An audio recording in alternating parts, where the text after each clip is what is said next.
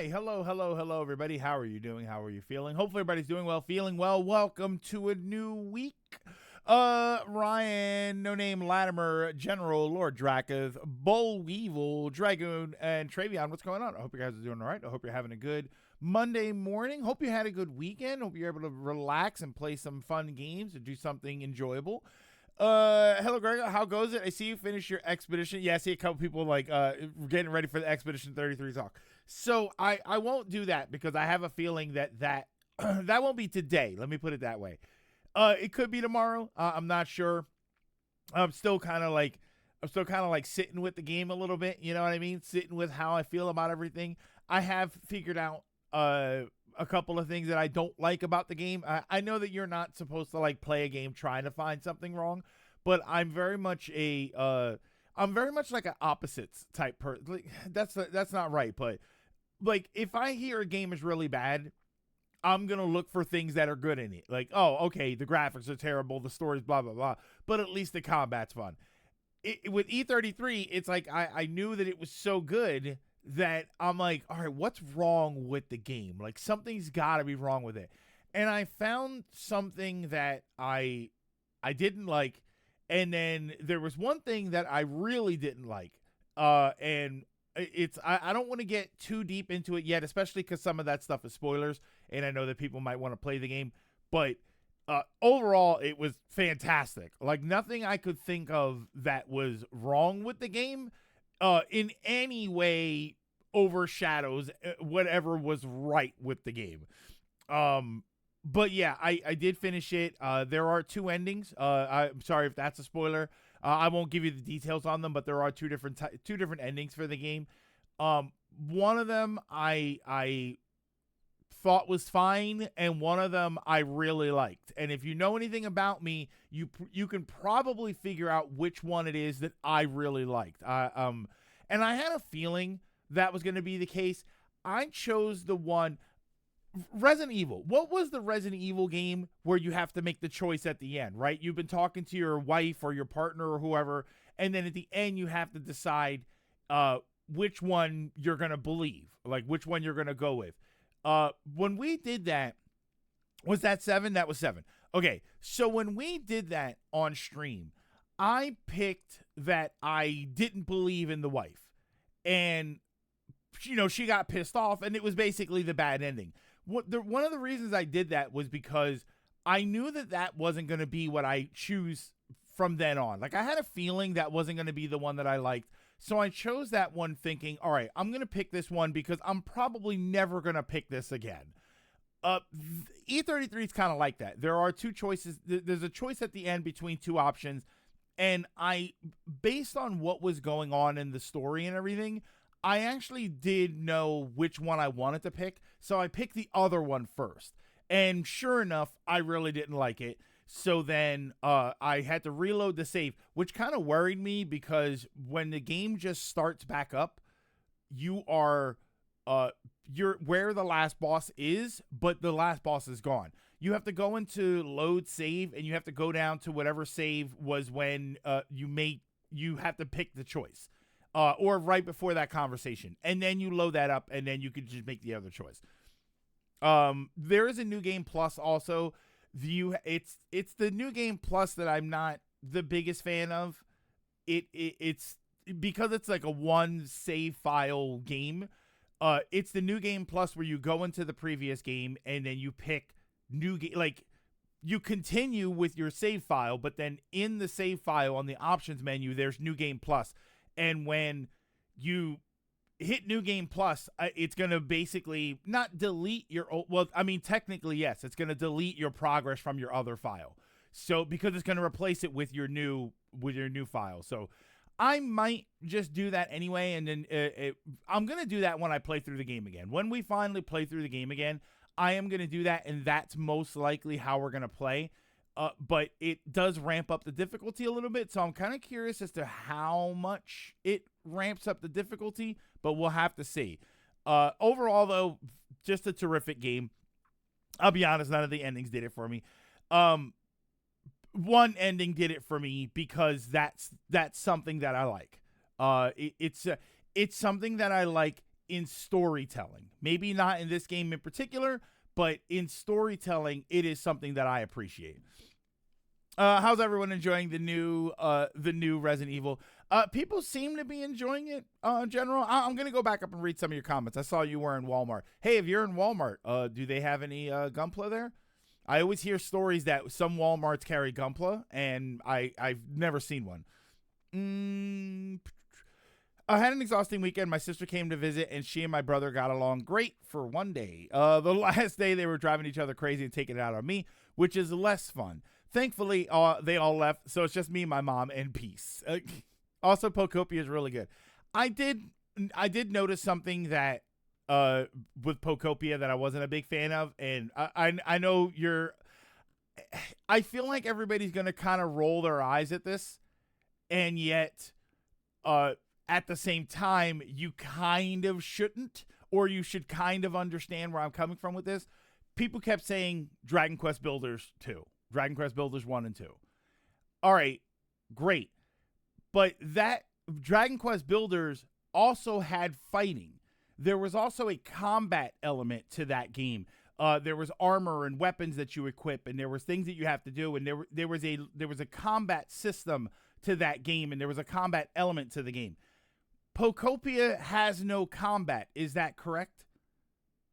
Am I right that there's no combat structure, there's no deep down cave that you have to explore, like there's no battling in any way, whether it's against other players or whether it is just the game itself, like PvE? Is there any sort of stare into my soul, Uncle Silver? I don't know, I don't think so, but I'm not that far enough to tell you. Gonna have to leave stream, about to drive later. General, be safe. I'll hope to see you in a little bit. Counterpoint, neither did Animal Crossing. And Van, this is what I was preparing for. Is Stardew has like a cave. Animal Crossing doesn't have battling. Except this is Pokemon, which Pokemon is purpose built for battling. So to compare it to Dragon Quest Builders, which did have battling, and for this not to have battling, despite being Pokemon, right? You can probably count on one hand the amount of Pokemon games where you don't battle in some way. And I'm not talking about that being the whole game. That's not the whole game in Dragon Quest Builders. But there is a battle aspect to it. There's even a battle aspect in Stardew. Right? Even Stardew has that. Stardew, a.k.a. one of the most peaceful games ever. And everybody says, no, there is a battling system in that. Yeah, to clarify, eating lunch. How are you? I'm doing all right, Connie. I hope you're doing well. You're right. You're right. I am rolling my eyes. It is the one thing that holds me from jumping into something like Pokopia. And it's not everything, right? Because you're not wrong that Animal Crossing didn't have any sort of combat structure, but Pokemon did, and that's just kind of what I'm used to with Pokemon. And for everybody to say, like, oh, it's like Dragon Quest Builders. All right, but Dragon Quest Builders had that also. And that was what I liked about Builders.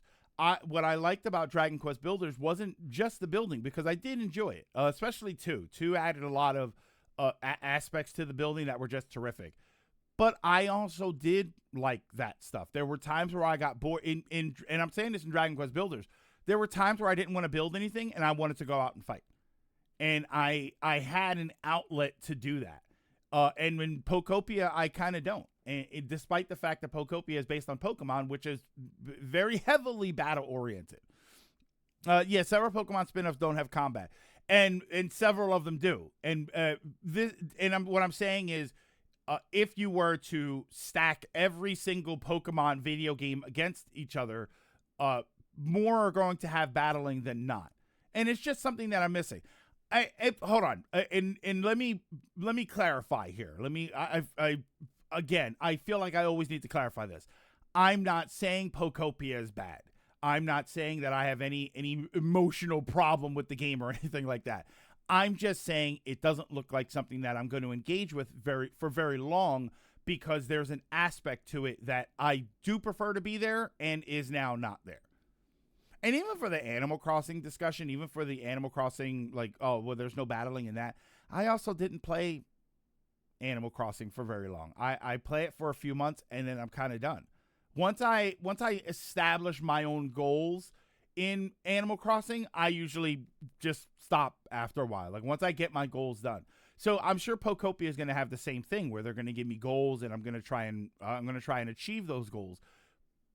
But I have a feeling that once I get to a certain point, I'm just not going to care anymore, which is true of all video games. I mean, it's not like I'm sitting here playing Super Mario 1 all day, every day, because I've been playing it for 40 years. It's just that is, in those kind of games, I do like for there to be something a bit more. Which is probably why I never really got too heavily into Sims. I like stuff like SimCity and, you know, there's a lot of nostalgia there, but I don't really get too deep into the sim builders like that just because there is something that I feel like is missing for me. For me, I there's an activity there that I like to do, and I do like to battle in some of those games. Whether it's PvE or whether there's like, I open up my town and we have Pokemon battles together. Hold on, I'm going to go back up.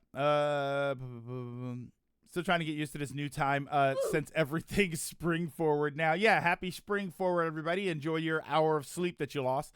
I got to play 0 games. I wanted to play all weekend. I was Monkey set your Switch. Okay, well, I mean, hopefully they didn't say it like that. Just beating Conker's Bad Fur Day on the N64. Beating the Xbox remake a couple of years ago. Conker's a good game. Conker's a good game. I wouldn't mind seeing that, you know, make a decent resurgence. How about a Conker remake? Just for the gameplay, though. The whole shock value of Conker, I'm like, that's okay. One ending makes sense for me. The other's just glorified bad end to me. But that's just my opinion on it. Sorry, I started ranting there for a little bit. We're gonna play. Are we streaming the next playthrough? Wait, what? Hold on. I'm reading comments here. You're right. I am rolling my eyes. Did Animal Crossing have violence or something? No. I mean, well, it did have violence in the sense that whenever somebody pissed me off, I'd whack them with my bug catching net. Every time you bring it up, it sounds like you're finding reasons to not buy it. No, the reason to not buy it is simple. I don't want it, so that's really why. But when I see people enjoying a game, it does make you curious. It makes you interested in, maybe I would like this thing. And again, Pokemon is not something that I'm viscerally against. It's just something that when I engage in it, sometimes I enjoy it, and sometimes I really don't enjoy it. But yeah, I won't buy Pokopia just because it doesn't really look like it's my cup of tea. But I think I figured out what it is that's bugging me about the game and what it is that I feel, because I feel like something's missing, right? Because I'm an Animal Crossing fan. So if it's Animal Crossing, then yeah, I'm fully there regardless of the fact that there's no violence. But it's Pokemon. And I need, there's an aspect of it that I need. It will be like a Final Fantasy builder where you don't ever battle with the characters, right? You get all of your favorite characters from all your favorite Final Fantasy games, and they live in a little town, and there's no battling, there's no combat whatsoever, there's no any version of that at all. All of your struggles are making sure that you've got enough water and having to find materials to build a bucket. You know, it doesn't really, it goes against the grain of what I enjoy from the franchise. We don't do save until the end of the month. Would it be like a Metroid game, but you're a Space Federation agent taking life samples? You mean like a PvE type thing? I guess that would be kind of like a Deep Rock Galactic, where you go in with other people PvE and you do stuff, or maybe you're talking about like a town builder, where you build stuff and then as you explore. That would be kind of interesting. That actually would be kind of interesting, like a town builder and stuff, but then the purpose is to adventure out and take core samples and it has Metroid as the title, but you're not Samus. If you're going to do a non-combat Metroid game, then like the Pokemon games, it should be probably a side game. It should probably be some sort of side game. They didn't say that, but they did both stare and say, we want to play Smash side up here. And when I set it up and asked them to get the HDMI cable, they both rolled their eyes. They get annoyed when I made them walk 5 feet to pick up their own controllers while I was setting the game up. It was not fun. That does not sound pleasant at all. I don't play sim games for the same reason. You ain't going to see me wanting for the same reason, but you ain't going to see me wanting sim games to have action. No, and Draka, this is why I feel like I always need to be clear about this. I'm not saying Pokopia should have battling. I'm saying it doesn't really look like it interests me because it doesn't have battling. I'm not going to sit here and act like the game is trash because it doesn't cater to me or that it needs to change to cater to me. But I can look at what it is that I like and what it is that I don't like, and I can look at it and say, this isn't for me. This just isn't for me. I'm just not into building games, so Pokopia is just not for me. Yeah, but I'm glad that everybody's enjoying it. I'm glad that everybody has discovered this great game. That's fantastic. Given that I finished Expedition 33, I'm looking for something else to play, but Pokopia is probably not going to be it, especially since it's going to be a $70 or possibly $80 game if you buy it on Amazon, which is crazy. That's really all. I have no like emotional anger towards the game. I'm not mad that Pokopia exists because some other game, I think it ousted some other game from existing. I look at it and I'm like, all right, that's fine. I'm happy that everybody's enjoying it, but it just doesn't really seem like it is going to appeal to me. And that might be wrong. Maybe one day I play the game and I think, wow, this is the greatest sim builder game I've ever played in my life. But for right now, looking at it from the outside, I'm like, okay, it looks fine. I don't know. There's something about it.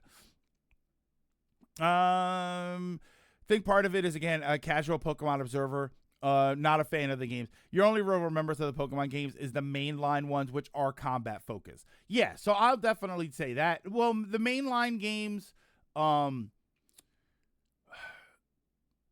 didn't really play Snap, but I saw enough of it. Like, Snap wasn't a combat game, and it looked fine to me. It really wasn't my jam. I played Unite, and I thought Unite was a lot of fun. Until it wasn't. Until the rage set in. And actually, there is something like that. Final Fantasy Crystal Chronicles, My Life as a King just has you building the city, sending people out for questing, allocating funds for different research subjects, talk to your subjects, etc. And how is that game doing? The Crystal Chronicles, My Life as a King. Is that a single player or is that like an online mobile like experience? I don't think you hate the game, but it's always that concern that a game that feels like you would could be missed because you worry one aspect is missing. I mean, yeah, but isn't that true for any game? Like, isn't any game that we hear about it's not that great or it's something missing? Maybe we could play it for ourselves and say, oh, that's great. Like, that's the thing that we always say, right? We got to play it for ourselves.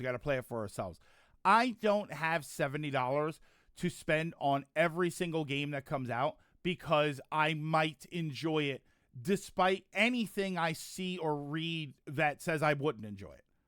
So I just don't have the money to do that. Now, hats off to you if you do, but I have to go by what I see and what I feel about what I see. And what I see is a game that it looks like it'll be fun for like a month, and then I just have no interest in ever touching it again.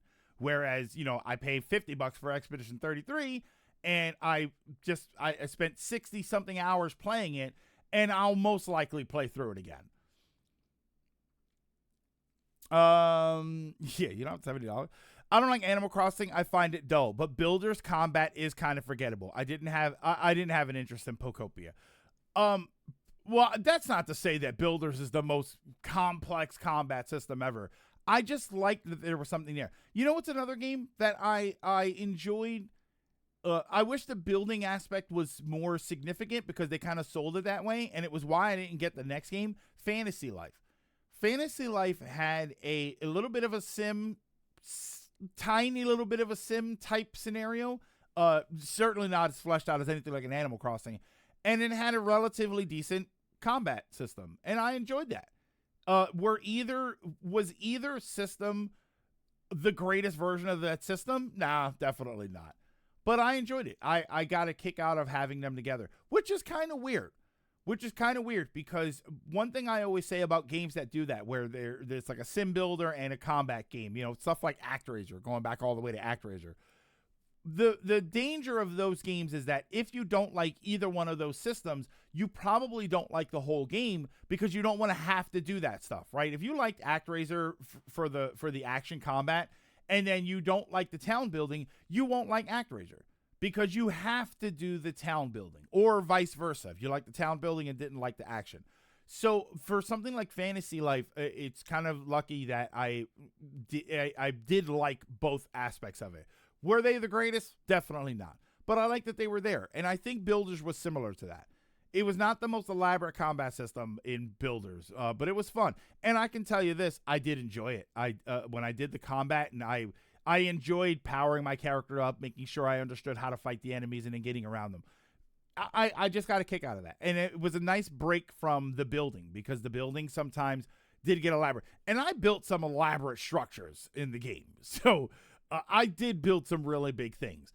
But overall, I if it was just the building, I'd probably be like, all right, this is fine. But like after the first one, I might not have gotten the second one. They gave you goals, and tell me about that with Pokopia. Do they give you like goals? It's not just build a house and build a town. Is there a way, like Dragon Quest Builders had, like, you have to build a room that's like this, and the room has to have these things in it, and is that at least in there? Because that could be fun. I guess that could be pretty good. That's why I got into watching Let's Plays in the first place. Is this game going to be interesting enough for me to spend $60, $70 for a game? Non-fan discussion about Pokemon. I mean, hold on, what? Why does it feel like every time any non-Pokemon fan discussion has to begin with like 10 different disclaimers? Because there are a few franchises out there where if you express some sort of opinion, the hardcore fans feel as attacked as they do with Pokemon. That whole sentence kind of fell apart, but you see what I mean? Very few franchises out there, the fans are so dedicated that if you say anything bad against it, they automatically assume you just hate it. And they're like, oh my God, why are you saying this about Pokemon? It's like, I mean, it's why we keep having discussions here. It's why we keep, we're not a Pokemon channel, and yet it keeps coming up. Because every time it comes up and I'm just not really a big fan of it, or there's something I don't like, I feel like I have to defend it, because people do like, and not here specifically as far as like, if anybody here was really hostile, I would just cut them out, which I've done before. So it's not really in that situation, like with that severity, but it is like, well, no, because it's like, okay, I just need you to understand that that's how I feel.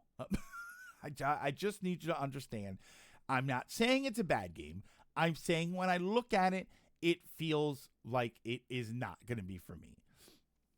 And I think what bothers me with Pokemon so much is because I like Pokemon as a concept and as a franchise. I do like it. So it always feels like everything is like just not there enough for me to want to engage in it, even though I kind of like it. I like the little creatures and all of that stuff. Wind and Waves looks like an actual good set of games, and I'm genuinely interested in getting them. But some games are just like, okay, I'll all right. Yeah, it sounds like talking to Star Wars fans sometimes. Baziru, absolutely correct. As a Star Wars fan, I can tell you that some of them will act like you are attacking their ancestors if you say anything bad about Star Wars. Star Wars is also kind of weird, though, because we're very fractured, and there's a lot like there are different schools on what era of Star Wars is the best and which one people like the best, and why this is not as bad as people say it is, or why this is worse than people say it is. Like, there's all these nuanced discussions in Star Wars, and I don't know if that makes it more difficult. I also don't know if Pokemon has that. Like, is there any sort of, outside of joking, is there any sort of real generational infighting in Pokemon? Because that's something that Star Wars has, right? Star Wars has, the prequel era sucks, and the prequel stuff is great, and the original trilogy is where it's at, and that's all that really matters. And the sequel trilogies suck, but the sequel trilogies might be something that we can salvage, or maybe the sequel trilogy wasn't that bad. Like, is there generational, like legit generational infighting? Not just like, oh, I like Gen 3 the best,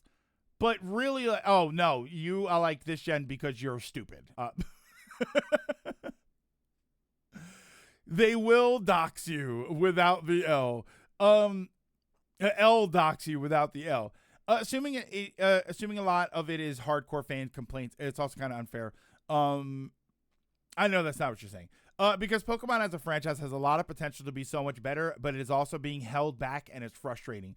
And for anybody that disagrees with that, whether or not you love Pokemon, most people agree that the last two mainline games were kind of moderate effort, and there was complaining about that. Depends on the opinion. Some people like the new DMC anime. I personally drive them to the loony bin. But Pokemon needs more side games, which is something that people have been saying a lot about Pokemon for years. I feel like people, and the funny thing is there are a lot of them. There are spin-off franchises. There's tons of them out there, but struggle I really don't. The struggle of I don't really enjoy it as is. I should play something else, and no, it's the kids who are wrong. Star Wars fans is weird. Nostalgia has run the idea well dry. And Van, like, it hasn't. It's just nostalgia over the same things. It's nostalgia because there's nostalgia for other stuff. If you ask hardcore Star Wars fans, they'll have nostalgia for other things from Legend, Old Republic. Like, there are things in Star Wars that people will get into. Not to mention, Star Wars fans, I wish, were open to more new things. Because you know what was a new thing that Star Wars fans fell in love with? Mandalorian. I don't understand the concept of, it's new, so I don't like it, but then you like Mandalorian, which was great. But I can't get into a Star Wars thing right now. We'll be here all day. Yeah, like Gen 1 versus everybody else. Gen 1ers tend to be very tribal. Maybe that's my problem.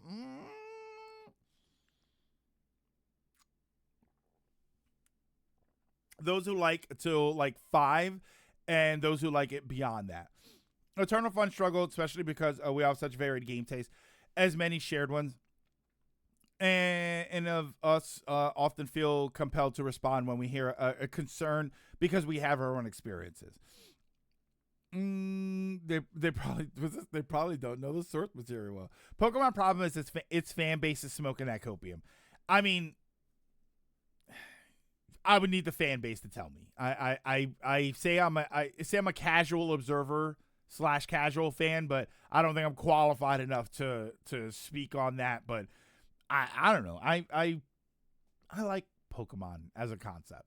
It's just I feel like every time I play one of the mainline games, I get turned off of it. I played Gen 1 and that was fine. There's obviously nostalgia bias there. I played a couple of the other gens, and I think that they were fine for what they are, but at the same time, it just felt like they kept not changing. And then, and then of course, Pokemon fans are like, "No, everything is totally fine, and everything is okay." And then everybody sees Wind and Waves, and they're like, "Oh my God, they finally look good." All right, so you admit that they weren't. You admit that they had problems before. Like, for all the defending that people did for some of those older games, you do admit that they had problems. And yes, some people did. But there were some people that didn't. There were a lot of people that were just like, no, it's fine. I don't know what you're talking about. It's still, right, the Pokemon games are graphically ugly. But it's still fun. All right, but it's still graphically ugly. Right? Both things are true. That you can have a lot of fun with a game that you don't think particularly looks very good. So, and it's not that graphics are everything for me, but it can be a representation of a stagnating franchise where it doesn't feel like they're putting a lot of effort into it. I do also think it's one of those wacky points that's true, even if people don't like it. A thing that works and continues to be successful isn't obligated to change. We often joke about how the loudest voices with smaller size. It's not about the obligation of change. It's about whether or not we accept when it doesn't change. sure, there are people out there that say this thing hasn't changed enough. It needs to change, which alters other people's experiences because some people might be enjoying it. But you are also allowed to not enjoy it. If something hasn't changed and you don't like that it hasn't changed, you have a right to not enjoy it for it not changing. And I go back and forth with the then go play something else. But at the same time, it's not my franchise. I think we were talking about this before, that Pokemon is kind of unique because there isn't really another Pokemon out there. Digimon doesn't really function the same way, and it doesn't have the same. Is it fair to say that it doesn't have the same low stakes storytelling?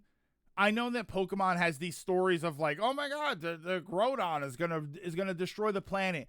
But at the same time, it never really feels like it's that severe, right? I've never played a Pokemon game and I think, wow, the stakes are so high.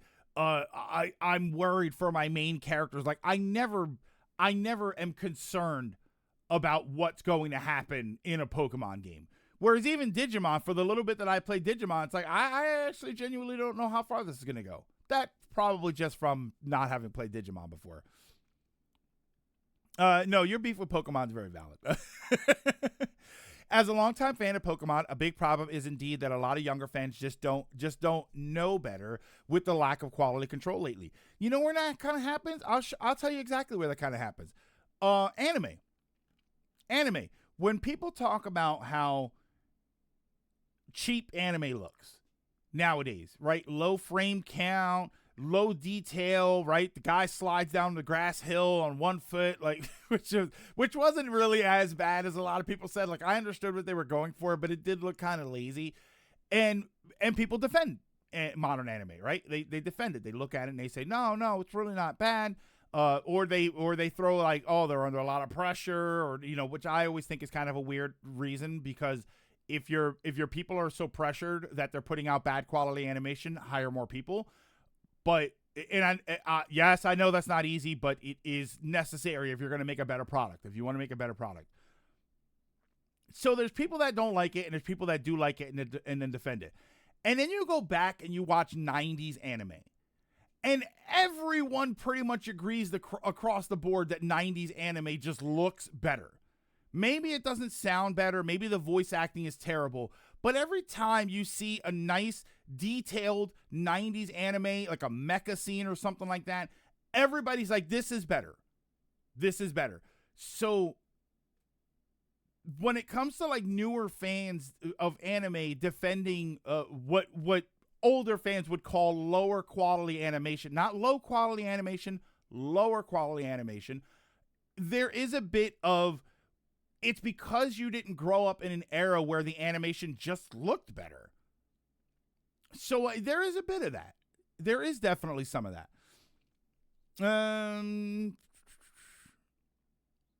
Hold on. Let me go back up here. Gen 1 are the most vocal and proud in a way where they will reject anything other than Game Boy OG red and green. Blue. If it has anything new or updated. They avoid it and say it's bad. I keep in mind this take would be apply around 2016. But Gen 1 are the type to complain the new merch not having an Eevee or a Pikachu. But if there's no Eevee, I'm not okay. Just because the thing improves, Foamy, it doesn't mean that the previous thing was bad. To be fair, and Dragoon, and to that I will also say, and just because you're happy with something now doesn't mean that a previous version of the thing wasn't better. You can be fine with Pokemon the way it is if you if it's what you've experienced, while also acknowledging that back then maybe some things were better. Pokemon's a little weird, but like anime, for instance, if you're happy with anime being the way it is right now, that's great. But you can also acknowledge that, wow, there was a lot more put into anime back then. And I see Bazero, to be fair, being an animator has always been working in a pressure cooker. That's something that would need to change. but it also doesn't help anime and animation if you change that by just making a worse product. We don't want to put crunch on our employees, so rather than hire more employees to spread out the workload, we're just going to have our employees make a worse product. Like, does that sound good? That's not good. Hold on, go back up. I've long since dropped off interest in Pokemon. They could be pushing mechanics, they're not. The games are too simple outside of the competitive scene to hold my interest. And if you need to play against other live people to get the challenge you seek, that makes me disinterested. I'm not spending hundreds of hours to get the stuff I want. I got better things to do / games to play. And if battling Pokemon with other human beings is the only way you can get the full Pokemon experience, then it sounds more like you're saying Pokemon is a multiplayer game with a single player story mode. If I have to do that, right? If I play a Call of Duty game, Call of Duty games are primarily multiplayer. Oh, there's a story mode too. Sure, but the story mode is like 6-7 hours long and it's tacked on.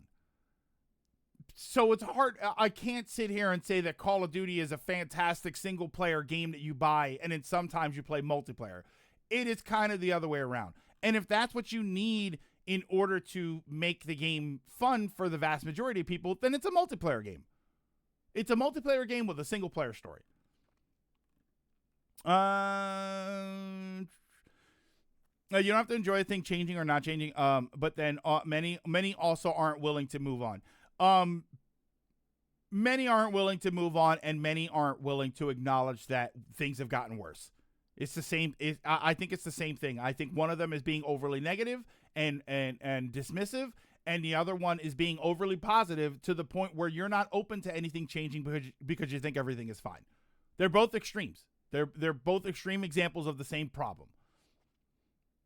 Digimon does not have the same story nor gameplay. Yeah, Digimon is distinct in that way. It also has bulge and titty. Yeah, well, I don't know. I've seen some Pokemon artwork that begs to differ. Yeah, like I said, fan base is getting high off that copium. That's also an interesting point. Are you obligated to know better in order to be allowed to enjoy media? It's an endless loop. Pokemon fan base does not like criticism. I think it's also the fact that comparison is usually 80s OVA with digital cleaning versus the most recent punching bag of anti-Twitter. Possibly Bazero, but I can tell you this: every time I see a clip of an old anime on YouTube, like something that is not cleaned up, right? A straight up Ghost in the Shell shot or something, or some more obscure thing, like if it's a clip from like what's the Genesis Climber Mospedia or something other, Mecha especially, I noticed that does that. Go back to like Pat Labor or something, and Votoms. Whenever I see clips, it's like, oh my god, it looks so much better, and it does. It always looks incredible. I believe it always looks incredible.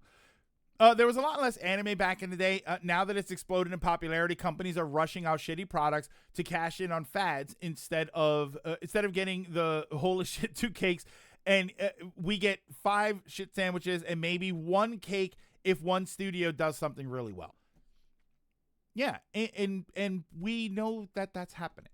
And I get it if you're a younger fan of anime and you don't realize that that's going on, if you're happy with what's out there. But go back and watch some other stuff and you'll understand that the quality was better. Even for the stuff that was junk, right? Even for this is junk food for me, but Project Echo, I always bring up Project Echo. That's like junk food anime for me. It's not, right? There's not anything super compelling going on in Project Echo. It's just fun. But when you go back and you watch the animation, even that looks better than a lot of stuff that's out there now. And that's not a nostalgia bias. I think that that's just from detail. You can look at it. There's like quantifiable detail that you can look at and say, wow, this animation is of better quality. It definitely is.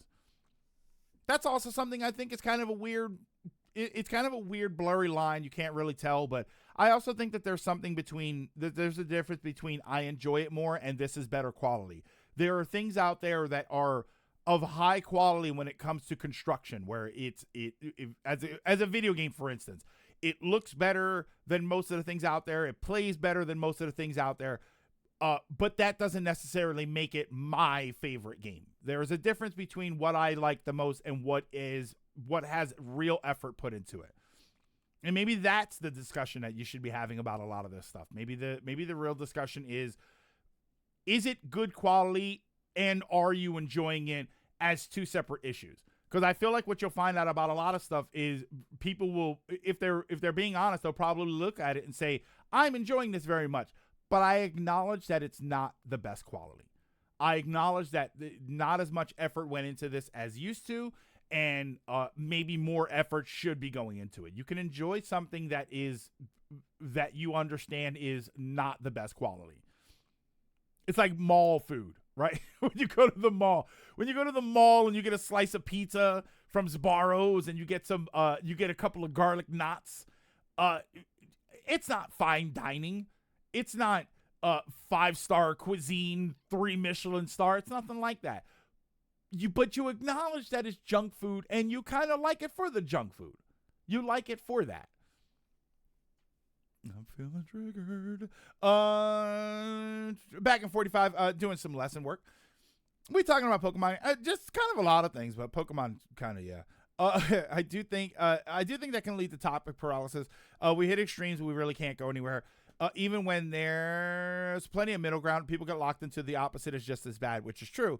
But also, there's plenty of the middle that can be discussed. It does come off a pretty entitled of people to be like, you don't know any better. Why I grew up watching was clearly better. A great thing from anime being mainstream, better practices such as seasonal anime, no more year-long anime. Yeah, we finally finished season 1 of One Piece, so that's nice. Many would and do say if I like it, it is good. Well, if you like it, you think it's good, right? Is that not true? I know what you're saying, but Dirge of Cerberus is my favorite 4 out of 10 game. What's my favorite classic Looney Tunes short? Spin it around. My favorite classic Looney Tunes short. We're seeing anime these days that's being rushed out the door as an advertisement for light novel / manga. But when you make comparisons, I see too often that they're not fair comparisons. I mean, yeah, I don't know. I see it how I see it. I don't really know how to see it any different, other than people giving me their opinions, and I take a look and I try to engage it into my own opinion or intertwine it into my own opinion and see how I feel about it. Dakamon. Now we're starting to end this battle of inserting option opinion. What is this? Inserting option versus opinion versus inserting. Okay, hold on. Inserting opinion, I'm guessing that's supposed to be, versus inserting fact. Dover Boys? I don't think I remember Dover Boys. Duck Amuck's a classic, right? Duck Amuck is kind of like a classic right there. That's difficult to challenge. I was a Roadrunner and Coyote person, so I don't know the name of it, but I think it was probably the one with the little sticks of dynamite with wings, and they just kept popping up throughout the episode. That might be one of my favorite Looney Tunes cartoons ever. Duck Amuck, and then there's another one, because Duck Amuck was the one where Bugs was messing with Daffy. There's the Friar Tuck one, Ryan, Robin Duck, is that what it was called? That one was really good. Like I said, there's the one where Daffy is Duck Amuck, which is where they're kind of like animating all over him and they're messing with him. There's a Bugs one too, and I think it's Elmer Fudd that ends up being the artist at the end. But yeah, there's one with Bugs Bunny where he gets all sort of messed up with the animation. The racist World War II cartoons. Were there racist World War II cartoons? I know the propaganda one. I know the ones where it's like they're battling Hitler. Yeah, that's Donald that I'm thinking of though. Donald is the one that I'm thinking of. Did WB have any Yeah, you're right. It was Donald. Did Warner Brothers or Looney Tunes have any of those propaganda videos? Yeah, Donald was the one that was fighting the Nazis.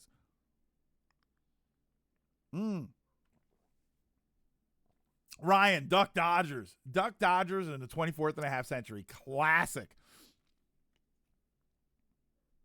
When your comparison is Summer Wars versus random high school comedy episode. But I'll just say this really quick, Bob, and I want to go back to the Looney Tunes stuff, but that has to be a fair comparison when a random high school comedy episode is like, or random high school comedy show is like 50% of what comes out.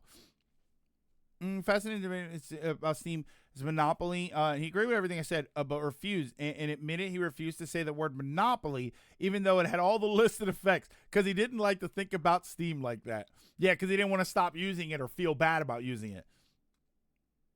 What the hell are we talking? What the hell are you talking about? We're talking about Looney Tunes cartoons. Hey, Flash. I hope you're doing all right, Flash. We're talking about Looney Tunes cartoons. With all the Bugs Bunny musical cartoons. I also love the What's Opera doc. Yeah, I did like a lot of those. I did like some of the opera ones, with especially the ones where they don't sing, where they don't talk. It's just all of the nonsense that's going on. It's why I used to like Tom and Jerry. I like Tom and Jerry because Tom and Jerry was all sight gags. It was all visual stuff. You know, they didn't really have dialogue, so it was all visual gags, and I always got a real big kick out of that. There are a few World War II era Looney Tunes. They're not as overt as Donald, because I think the Looney Tunes World War II cartoons were more like Homeland propaganda, right? And it was more jokes in episodes where they had like the factory that would it was like tapping the bombs or something. They would throw in like buy some bonds, right? Buy some World War II bonds. They would always do stuff like that, but I don't remember them being too many just overtly, this is about World War II propaganda. No, I'm doing not well, but better than bad. Better than bad is better than bad. It is exactly that. The show or short of the short of Duck Dodgers. The short of Duck Dodgers. I don't remember the show too much. And there's there's a Bugs Bunny Marvin Martian one. With the one with the what is it called? Hold on. Is it the Imodium P32 space modulator? It looks like a small stick of dynamite, but it's meant to power some big weapon that he's going to use to blow up the Earth. And then it's Bugs running around his area. There was supposed to be an earth-shattering kaboom. Tom and Jerry's all right, but it always felt like Roadrunner at home. And I think that's why I like the Roadrunner and Tom and Jerry cartoons so much, because they were both the same thing. They were both visual gags. There wasn't a lot of dialogue and stuff, which I like the dialogue episodes. Duck season, Wabbit season, and if you I'll tell you what, and I think I've said this before, if you ask me my favorite gag in Looney Tunes, it is every single time Donald gets shot in the face and his beak spins around or something. I don't know why. It's just hilarious to me. It just makes me laugh. And I think it's because that dead ass look that Daffy, I'm saying Donald, Daffy, he gets that dead ass look in his face where Daffy might be the character that taught me as a child more than any other character what it looks like to have just had enough. But because that's what I get. If I got anything from Daffy growing up, it is the look of his face when he's had enough. He just can't anymore, right? The shotgun blast goes off, his beak is spun around on the back of his head, and he's just like, and I love it. I love it. Because Donald's a POS, kind of. Slow pan to the Eiffel Tower. Stonehenge. Actually, I disagree about seasonal anime being a good thing. I hate it. I hate it so much. It gives more epic genres. It gives more epic genres too little time to establish themselves, and the story cannot take a breather with world building. Because we gotta go because people these days think every scene is not main story padding. Okay, give me 24 episodes being a standard again. I will 100% agree with you on that. I will 100% agree with you that I think the 12 episode format is fun for me because I like for things to hurry along. But there are some stories and there are some shows that I wish were longer. And because you needed more time to flesh some of that stuff out. You know what's a good 12 episode show that I'm thinking? Polar Opposites. You know why? Because Polar Opposites' whole gag is to hurry it along and say what you got to say. By the way, good episode yesterday. They're doing a lot with 12 episodes. And some shows did. Right, the rom-com stuff, the My Dress Up Darling and all of that, like they do well with the 12 episode format. But for action-y type shows, Kaiju number 8, that was a 12 episode show, right? We only got 12 episodes. I kind of wish that was a 24 episode season. I think that there was a lot more that could have happened in Kaiju number 8, and we probably should have had time to get all of that because I think Kaiju number 8 was a shorter show. I think. You're despicable. Can I do a Sylvester the Cat voice? Not really. I don't think so. I also don't want to spit on my mic.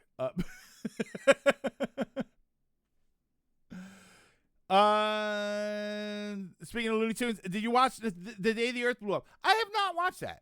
I haven't watched that yet. And I have HBO Max, but I haven't watched it yet.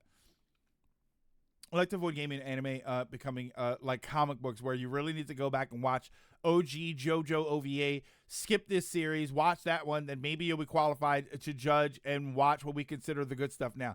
I mean, you say that, Dragoon, but you know, whenever we have these discussions, how many times are you probably, and I'm not saying you particularly, I'm not saying you guys hate being here or hate me or anything or like hardcore judging me. But I bet there's more than a couple of times that you've all rolled your eyes at me and said, he seems very opinionated about something that he admits he doesn't know much about. Right? You don't have to say yes or no. You don't have to say yes or no. Let's be honest, though, because even I do it. There's even times where, especially when we're talking about Pokemon, that I'm like, maybe I should shut up. But 14 to 24 episodes is fine, but being a year long with filler constantly breaking the pacing and tone, I hate that. Yeah, I think anything longer than 24, 25 episodes, I think that's where you're kind of like, we're running a little long. Now we're filling it up with things that we probably don't have to fill it up with. It's so good. It's also an indie movie studio.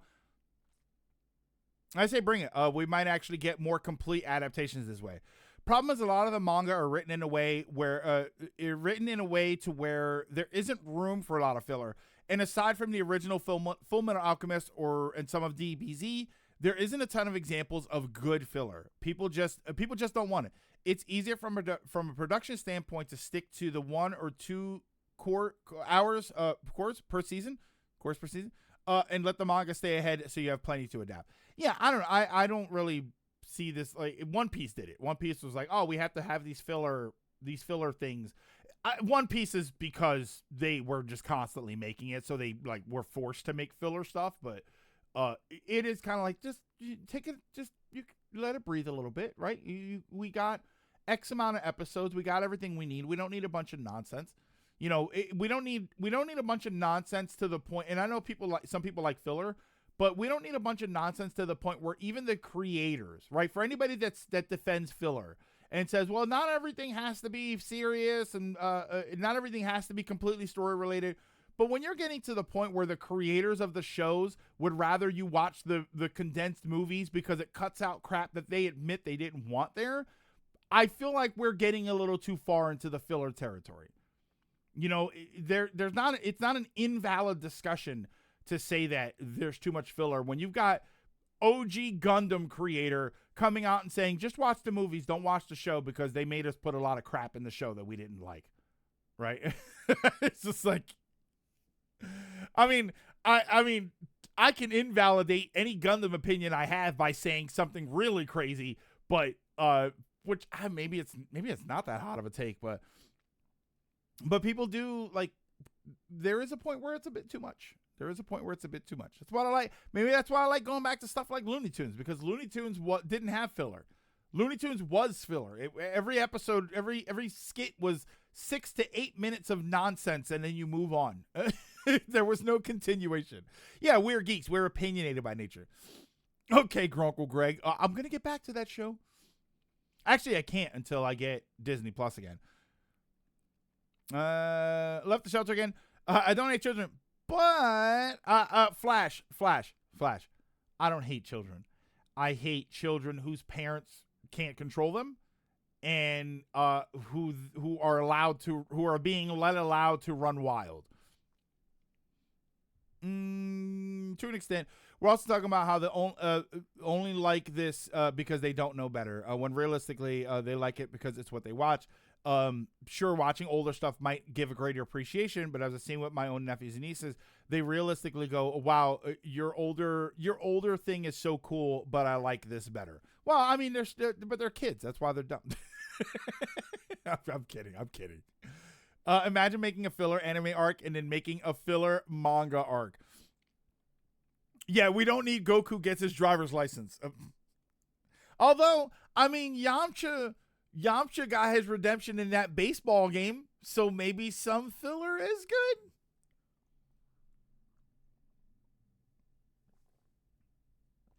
OG Gundam is also a unique example because fans don't always agree with what he cut. Sure, but now you just wrap back around to a discussion about when the creator has a design and then the fans decide that design doesn't matter to them or that they're wrong, right? Done with notes. One Piece had a pacing issue instead. One Piece has a pacing issue instead of a filler one. One Piece doesn't. One Piece you might say that One Piece has a filler issue, but it's because it had an issue of it not being able to take a break. I would argue that either the filler issue and the pacing issue, I could actually say, because when I started watching One Piece and I had some issues about a couple of the fights, particularly Arlong, the whole Arlong thing where they just kind of dragged it out. A lot of people said that, oh, well, the part of the reason is they had to stretch things out because they basically make the show the entire time. You know, you're not going to miss a week, so you have to just keep making things. You have to stretch things out. So in that regard, I would argue that having that sort of a structure, it created that problem. It created the pacing problem came from not being able to take breaks, because otherwise you would wrap the fight up in 3 or 4 episodes. Well, probably like 2 or 3 episodes. Arlong could have probably been 2 episodes. 3. I'll give you 3. I'll give you. Well, I think I forget how much Arlong, like the actual, like what was the actual fight length of Arlong Park from the time they burst in the wall to the time they finally defeat Arlong. I felt like that was 7 episodes, and it probably even wasn't. Was it 5 episodes? You could have done that in 3. Maybe even 2. Yeah, say like 5 chapters, which is not crazy, but a lot of stuff didn't happen during those chapters. When you go back and you watch the episodes, at least, it was a lot of I throw a punch and then we talk about it for 5 minutes, and then I throw another punch in the middle of you talking, and then we talk about it, or it's Usopp running away for an episode and a half. Like, there was a lot of things in there, and some of that might have gone back to, and I'm not saying this definitely because I don't know, but some of that could easily have gone back to, we have to stretch this out for 5 more episodes because we're not taking breaks. We don't make the fight end the season and then we come back next year. We have to do it all, and we have to keep doing it. I'm like halfway through the Bleach manga, and I've been feeling like it could use some filler. Interesting. Bleach filler is worse because we've had multiple seasons of it, and it kind of ruined the anime. The creator himself would like to see a remake. One Piece filler stops early. The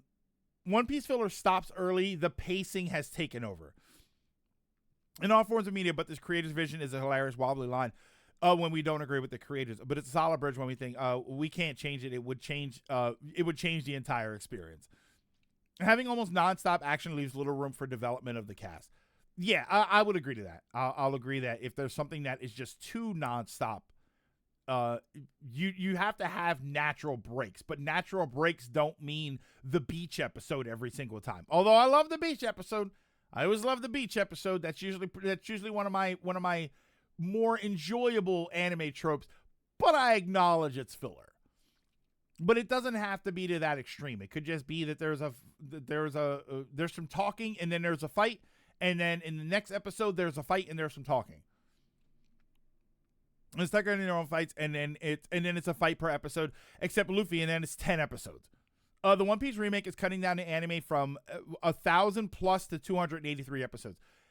That to me tells me that you're probably gonna miss some fun background stuff, but you're gonna get the gist of the show. Sonic and Shadow fighting with the Chaos Emeralds in the Sonic the Movie 3, and then talking about the moon, but loop that 10 times. Alabasta is kind of how the future arcs are generally. And Alabasta I didn't think was terrible. I thought Alabasta had relatively decent pacing. There was a lot of stuff that happened, but it somewhat decently. I didn't find myself wanting to skip through episodes during Alabasta. Naruto filler is very inconsistent. It's like half the anime. It does fix some problems the manga has with character development, with characters who they say are important but do nothing. Pokemon needs to change, add more options. Dark Souls can't change, add more options because it would ruin the video. Yeah, I put stick away. The problem is the opposites of those are both true. I think so. I think the Dark Souls one is not as true. I think that, I don't know. I don't really think that it would hurt the experience as in the intended experience, but I think the Dark Souls should probably change too. I think that, or there should be more options. Again, whenever we talk about that stuff, we're not talking about eliminating the other one. I'm just talking about having more options. And everybody sounds like people act like I'm freaking out about that too. It's like, no, I just want more choice. The problem with One Piece is later on it got so close to the manga it would basically adapt one manga chapter per episode, which made tons of episodes super slow. And again, that sounds like it could be related to a pacing problem because they couldn't crank it out and then stop. They had to keep cranking it out. So they kept stretching it out. Once you start seeing the little chibi pictures of Straw Hats and the narrator saying where they are, that's how the arcs are. Nonstop action sounds like a story issue. No, because you can progress the story with the action, but you're not giving the viewer time to breathe.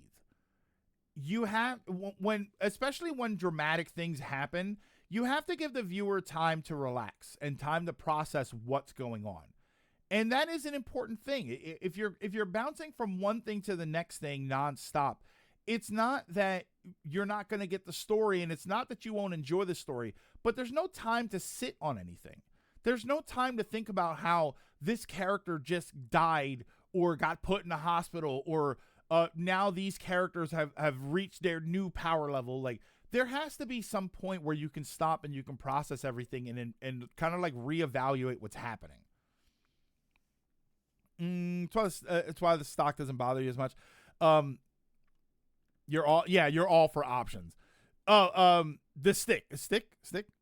Oh, yeah, Souls fans just complain about it. We see often with shonen fight animes and their fillers. Most other shows, if they actually have filler, it's like an episode at most. Yeah, like I said, I mentioned the beach episode. The beach episode is rarely more than one episode. It is literally for that.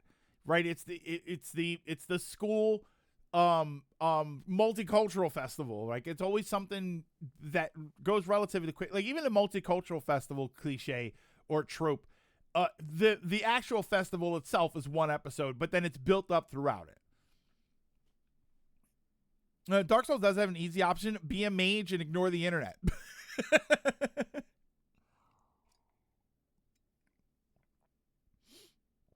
Why do shows have to air new content in Japan literally every week without stopping? Well, that's the issue. That's the issue is that that's what One Piece is doing, and that's why we're saying it kind of messes with the pace of the show. Not the vast majority of them don't do that. But some of them do. Some of them are like, oh, we're starting to run, we're just going to keep going. What is time to breathe in a story? Because it sounds like there isn't a transitional part of the story, but it isn't. Oh, there. It sounds like there isn't a transitional part of the story, but it isn't solved by filler.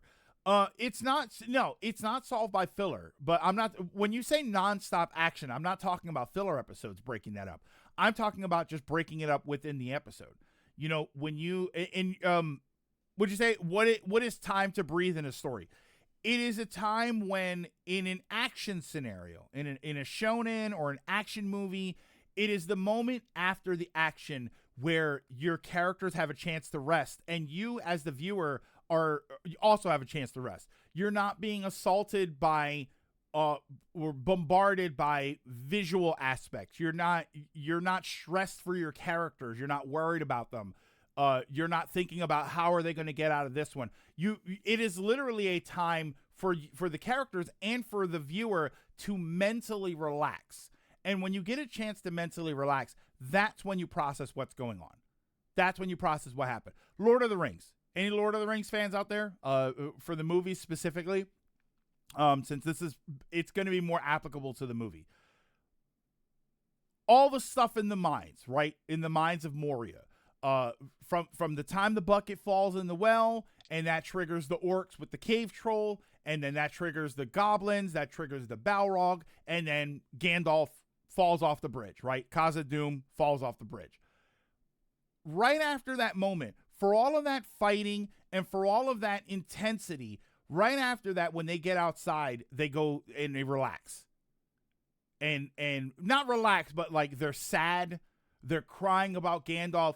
And it's one of the times that people didn't like Aragorn in the movies, because as a viewer watching our characters, we wanted them to have that. We wanted them to have the chance to sit with what was going on, to grieve for their loss. And Aragorn's like, no, we can't. We have to get up and we have to move. And he was right. But at the same time, we needed a time to calm down and get away from all of that. And if you're talking about an action show where the action is literally nonstop, you're never really going to have a moment to sit down and think, wow, that I can't believe that just happened.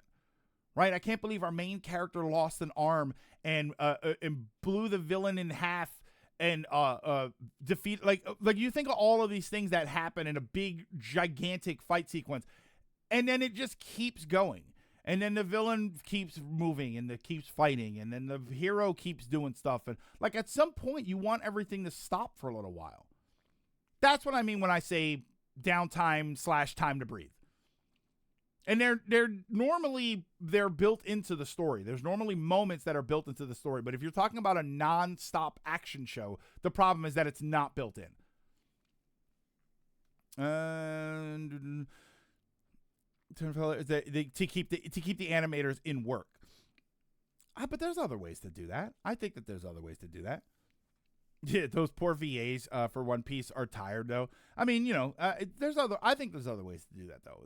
It's when it comes to anime specifically, when you talk about like you want to keep the animators working, and you want everybody to have jobs. You have like other productions, other products that you use the voices and the animators for, right? TV commercials, crossovers.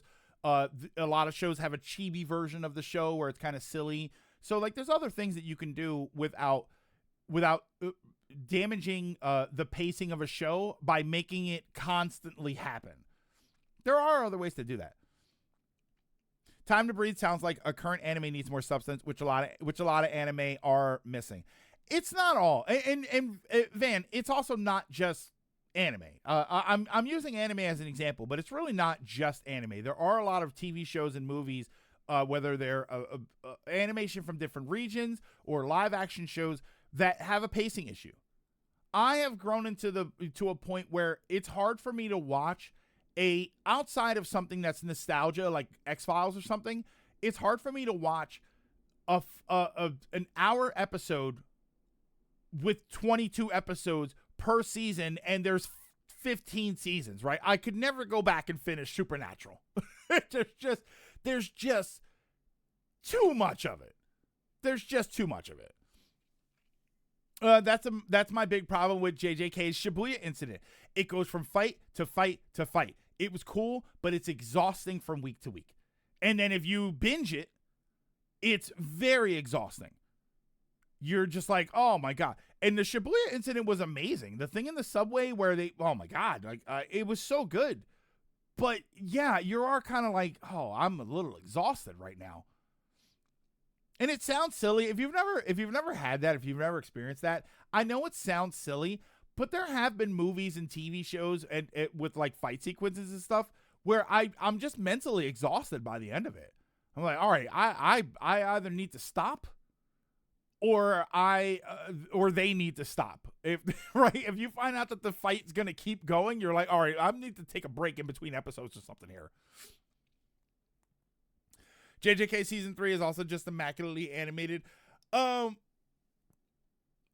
Shibuya incident was season 2, right? I don't think I've watched season 3 yet. Probably waiting for it to finish. Definitely less energetic. But she spud. Spud relatively the same. Hold on, I'm confused there. There are other ways. But making filler is much simpler and less costly to the studios. Shibuya incident, yeah, second half of season 2. That's what I remember. So yeah, I don't think I finished because I stopped the show after the Shibuya incident, I think, and then I don't think I finished season 3. Season 3 is like a 10 out of 10 visually, which is probably lashing back because season 2 was like, right. Even me as somebody who doesn't scrutinize animation too much, maybe.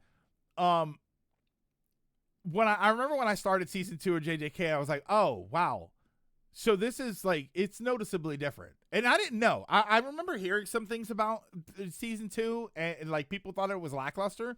So I thought, all right, well, they probably mean story or whatever. And when I watched the first episode, I was like, I feel the difference. I feel like the animation, and I thought it was me. And I think I posted on Blue Sky. I was like, is it just me, or like, does it not really feel that as good as season 1? People are like, no, yeah, that's true. It's 100% true.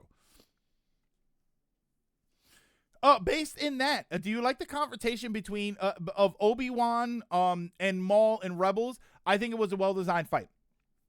Obi-Wan versus Maul in Rebels, season 3. That was season 3 of Rebels. Is definitely my favorite interaction between them. It is very, very good. I love. To be fair, I love that kind of scene. And I'll give you another, going back to anime, I'll give you another scene that's reminiscent of that. This might be a deep cut. It's not a deep cut as in you won't know what it is. Like I'm curious to know who has seen it. Guts versus Griffith in Berserk. Specifically the 97 version. I think that the newer one kind of got it mostly the same. But specifically the 97 version of Berserk, when Guts fights Griffith for his freedom. Awesome. That's my kind of moment. That's my kind of moment where it comes from the intensity, right? It's not this dramatic fight sequence. It's not jumping and flipping and we're losing arms and we're doing all of this stuff, but there's an intensity to it that is just so good. And it resolves relatively quick, but you're just like, oh, that's awesome. That was incredible. Supposedly, MAPPA is being less hard on their animators for season 3. Thank God. We were watching Digimon Tamers in the Discord. I forgot how much of a hit the animation quality took in some scenes of the last arc. What about their naked water fight? I mean, that's fine. That's fine. Unless you're Masako Nozawa, whom at this point I believe is going to outlast humanity. Berserk's also kind of weird because Berserk is like depressing. Otherwise, it's also not super easy because a lot of studios are specialized and a lot of companies already exist to do ads and such. Oh, I know. I'm just saying, like, I feel like there's other things to figure out how to keep your show going, to keep your animators working. And bear in mind, Dragoon, I'm thinking about this in the sense of something like a One Piece show. So you've had almost 30 years to find something else for them to do so that they could take a year off of work. And sure, if you want to do it for 2 and 3 years, okay. But after 30 years, we're not getting a break? Like, ugh, okay, come on. Especially if at times, and this is something I am very interested in, especially when the work takes a hit. And I don't know if One Piece does. I legitimately don't know. Berserk 97 is made by the same studio as Pokemon. Gotta catch 'em all. Depression? Holy crap, she's pushing 90 and she's still screaming her Kamehamehas. Berserk is dark. I have, on multiple occasions, considered finally reading Berserk, and I don't know if my mental state can handle it. I don't know if mentally I can handle reading Berserk. I just don't think so. Berserk, it feels like it's so dark and depressing. I would read like a whole volume and then have to cheer myself up with some Iron-Blooded Orphans, right? Those wacky kids are at it again in Iron-Blooded Orphans, because it certainly makes me happier than anything going on in Berserk. Right? Oh man, it's a fun romp through Evangelion with Shinji and the gang. After a nice depressing session of Berserk. Cheer up.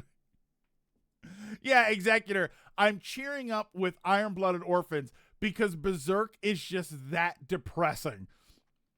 It's like when you come inside from the winter and it's 0 degrees outside. So in order to warm up, you climb into your refrigerator because it's warmer in your refrigerator than it is outside. Berserk is a good read, but it's about the struggle and keep moving. If you read the prototype for Berserk, Guts' expression feels so much more like a One Piece character. Watch some Devilman Crybaby to cheer up after Grave of the Fireflies. I just finished season 2 of Iron-Blooded Orphans and it broke me. Season one. I'm near the end of season 1. I really should get around to finishing Iron-Blooded Orphans and getting into season 2, or just finishing it completely. Oh, by the way, I built the Gunpla. I didn't make a video for it, but I did build a new Gunpla that I wanted to show you guys. And then we'll figure out what we want to talk about. There was only one topic that came up, and it was the Amazon pricing thing. So I don't know how much we're going to say about that.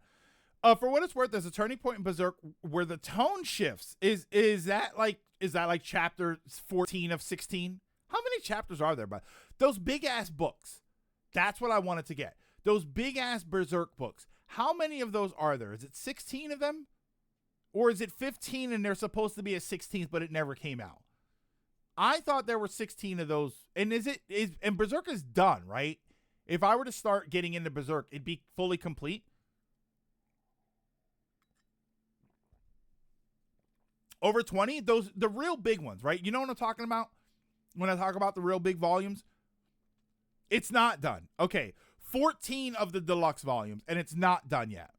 I guess, is that the omnibus? Is that what that is? Berserk. Because the comic book shop that I go to, where they have a bunch of Gunpla, they do have those volumes there. Berserk Omnibus. Yeah, that's them. That's them. They're 35 a piece. Jesus. Maybe I won't get those. Oh, wait, hold on. Someone on eBay has 1 through 12 for $800. What about Amazon? Does Amazon has those books, right? Berserk. No. I hate when it does that. Search. Where's the search? There. Berserk Omnibus. Is it Omnibus? Omnibus? No, 30 bucks. 30 bucks. Yeah, they're all like $30 to $35 for each book. And shipping on them is going to be huge.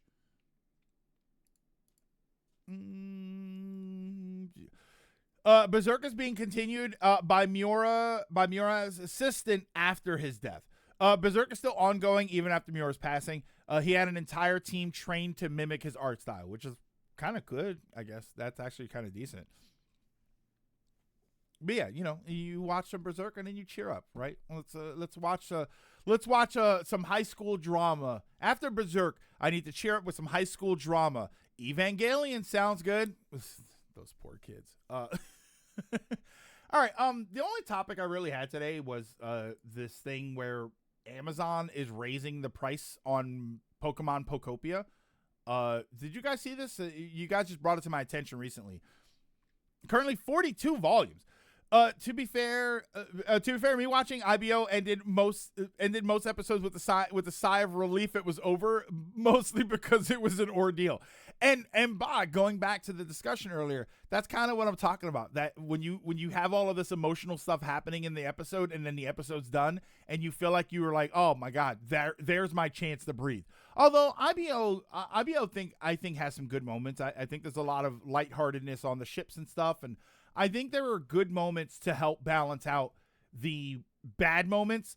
But when it's time to be bad in Iron-Blooded Orphans, it hurts.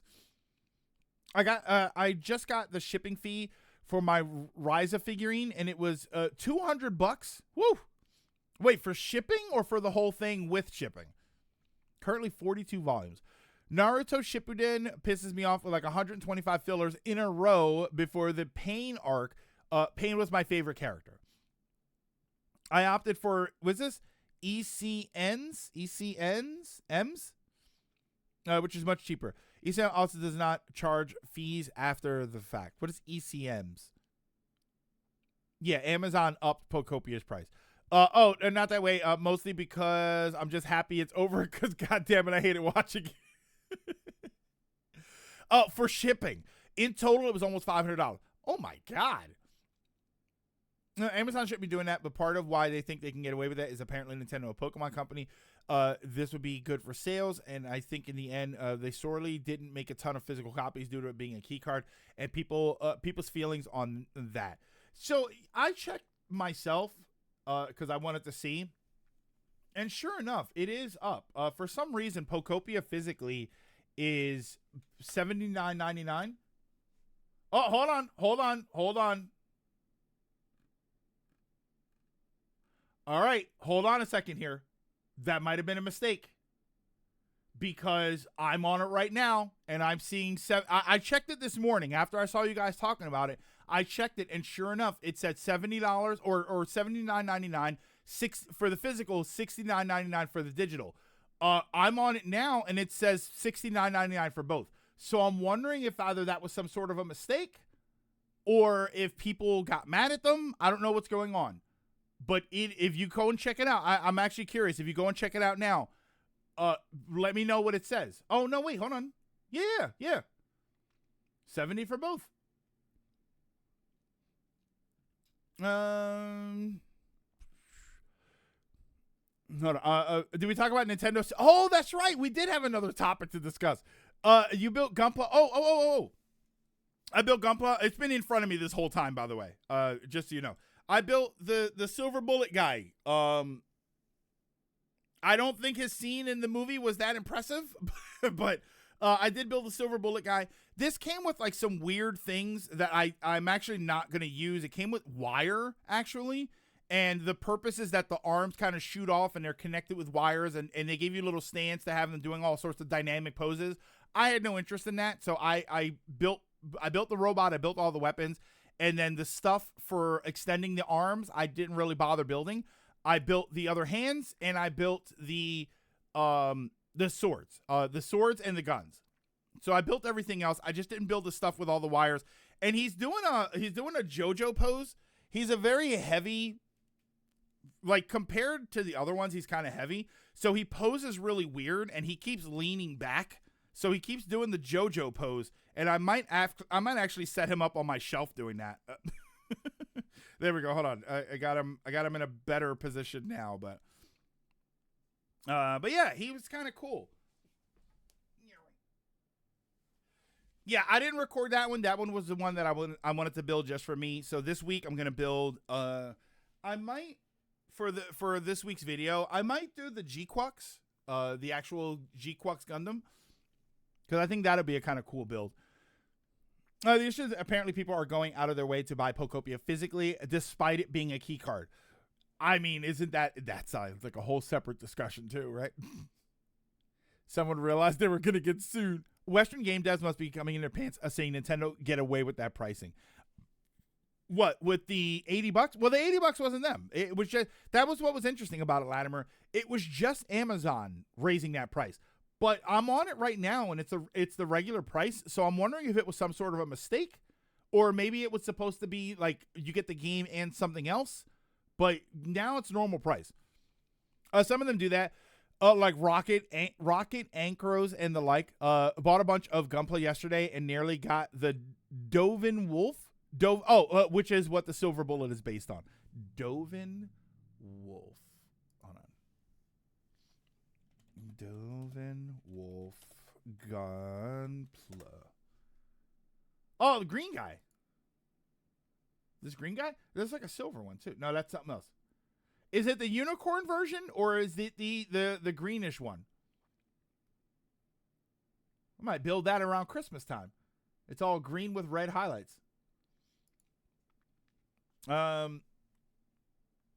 so I did that, and then that was really it. I've been building that one for a little while, actually. I just was like, I'm gonna build. I figured I was gonna build that one slower. You know, one day I'll do like the head and the chest, and I'll do the arms, and I'll do the legs, and I'll do the waist and the back. Like I kind of did it in stages.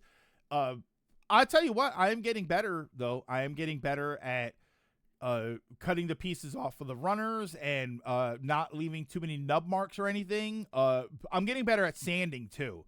I do notice that when I sand now, as long as I'm more patient with it, when I sand, like I sanded a couple parts on that thing that looked like they hadn't been touched because I was able to sand it all the way down. So I was actually pretty happy about that. Head and shoulders, knees and toes, knees and toes. My EZ8 has issues too with the heavy backpack. I thought I hadn't built a Gunpla in a few months, so why not? There's a version of the Silver Bullet that's supposed to use the unicorn's gun, but it comes with a rack of spare arms because it needs to replace them with each shot. Oh, really? Maybe that's what I have. Because I have a runner that has a bunch of parts that I didn't use. Like a ton, like, hold on.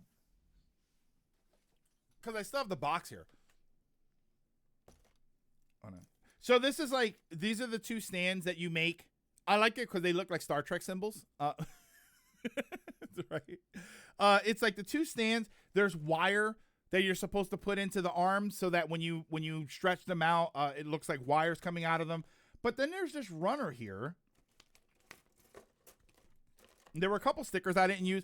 You know what I can't stand as a trend that I can't stand, and I guess it's because it's an older kit. I don't like the idea that they give you parts to make the heads two different ways.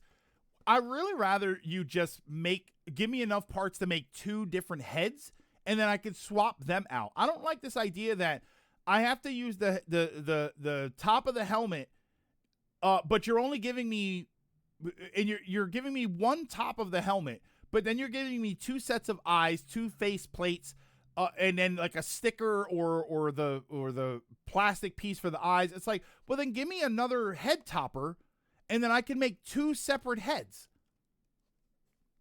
I can't stand it. But this runner here has a bunch of parts on it. Hold on. Yeah, that. Maybe not as much as I thought. I guess I did cut some extra parts off of it. So yeah, so this is probably it. Because I think these parts are related to the arms detaching thing. And there were a couple parts in here that you weren't supposed to use, but yeah, overall, I thought this was good. It's just larger. It's larger than I was expecting because it's still 144, but I guess in the anime the mech is normally larger than the other ones. So 144 means that it looks like a 1/100 kit, to be honest with you.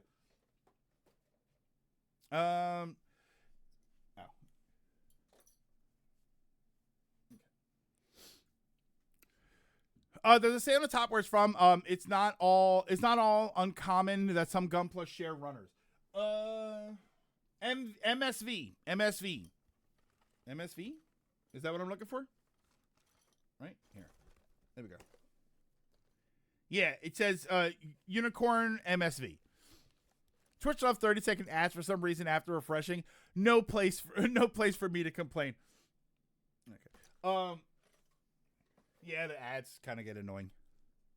Oh, the Silver Bullet is actually a P. The anime Silver Bullet is a P Bandai exclusive. Wait, really? Gunpla P Bandai Silver Bullet. No more bullets?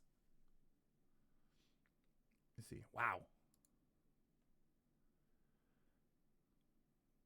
There's one on eBay for $134. I want to see what it looks like built. You thought the Silver Bullet was my F-Zero machine? So what is the silver? Hold on. What's different about the Silver Bullet here? What's different about this one particularly? Is that it? Is it the clear?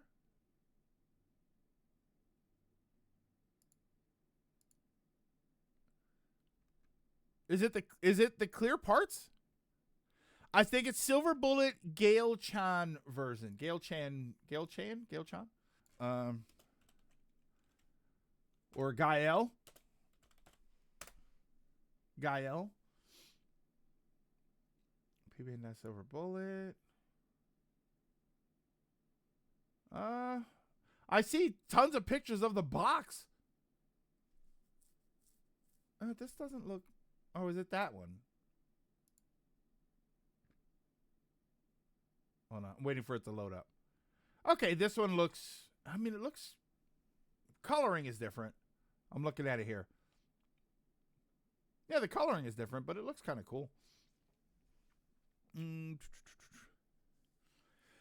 So how do you work on your Gunpla without breaking your back? The only model kit I made was the Mary from One Piece, and I had to lean on my bed to make it. Not great for my back. So I build them over on my desk over here. I don't really have a good shot of all of this immediately. Like I know I've posted pictures of my setup before, but I have just another desk, like the desk that I'm sitting at here. This is all these desks I built.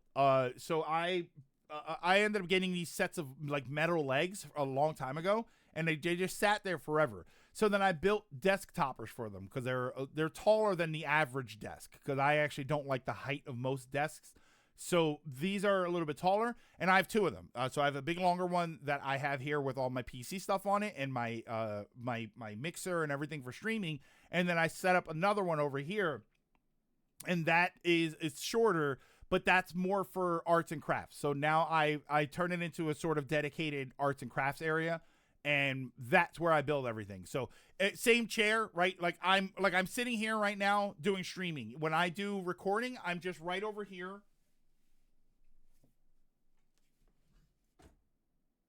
Right. So like that was me at my chair would move. So that's me sitting there. So you just have to have like a desk or something. You have to have a desk. You have to sit somewhere. It's an arts and crafts project. Gunpla, it's not something that you have to do like in a very specific way. It's an arts and crafts project. So whatever you do to make yourself more comfortable when you're doing arts and crafts, that's what you do. Yeah, sadly I have zero spaces for figurines, let alone Gunpla. I'm running into that as my other option. I am running, or as my other problem is that I am running into a situation where I need to start picking and choosing either what I display or where I display them, because the shelf that I have in my living room that is specifically for figurines and stuff is already full, and now I like this guy, the Silver Bullet. I had to put him on a different shelf, but even that shelf I had to clear space for. So I am running into a space issue unless I can figure out how to start storing them or displaying them in different places. The problem is some of the ones that I do want to build are larger. And the Psycho Zaku with the big giant booster, I am going to have to give that thing its own dedicated shelf somewhere because it's gigantic. Comic Man, thank you so much for the 40 stream streak. I appreciate it. It's the UC MSV version. Gael's coloration is gray. I like building bookshelves as a hobby, so when I need more space, I make some. My room is almost wall-to-wall shelves. Yeah, Psycho Zaku needs its own shelf for sure. And I also want the Psycho Gundam, but the Psycho Zaku is more interesting to me. So I might have to stay in the box for the time being. Can you make some display space in your basement? I can, KH. Here's my problem. I don't want to. And I don't mean that like to be dismissive. I don't want to in the sense that my basement isn't really a space where I hang out a lot. I have model train stuff down there just because that takes up a lot of room. But I haven't actually done anything with my model trains in a while just because I can't really afford to. So it's just kind of static the way it is.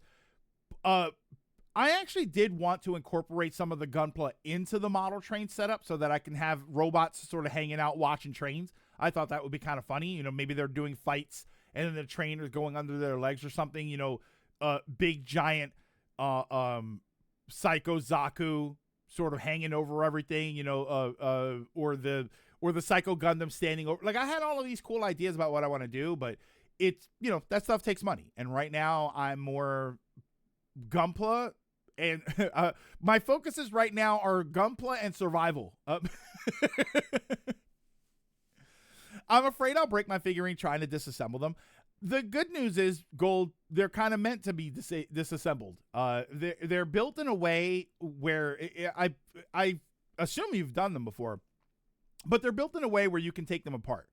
Not fully, but you can take the legs and the arms and the head apart from the torso, and you can separate the torso from the waist. Like, you can actually separate them. So I have yet to break anything.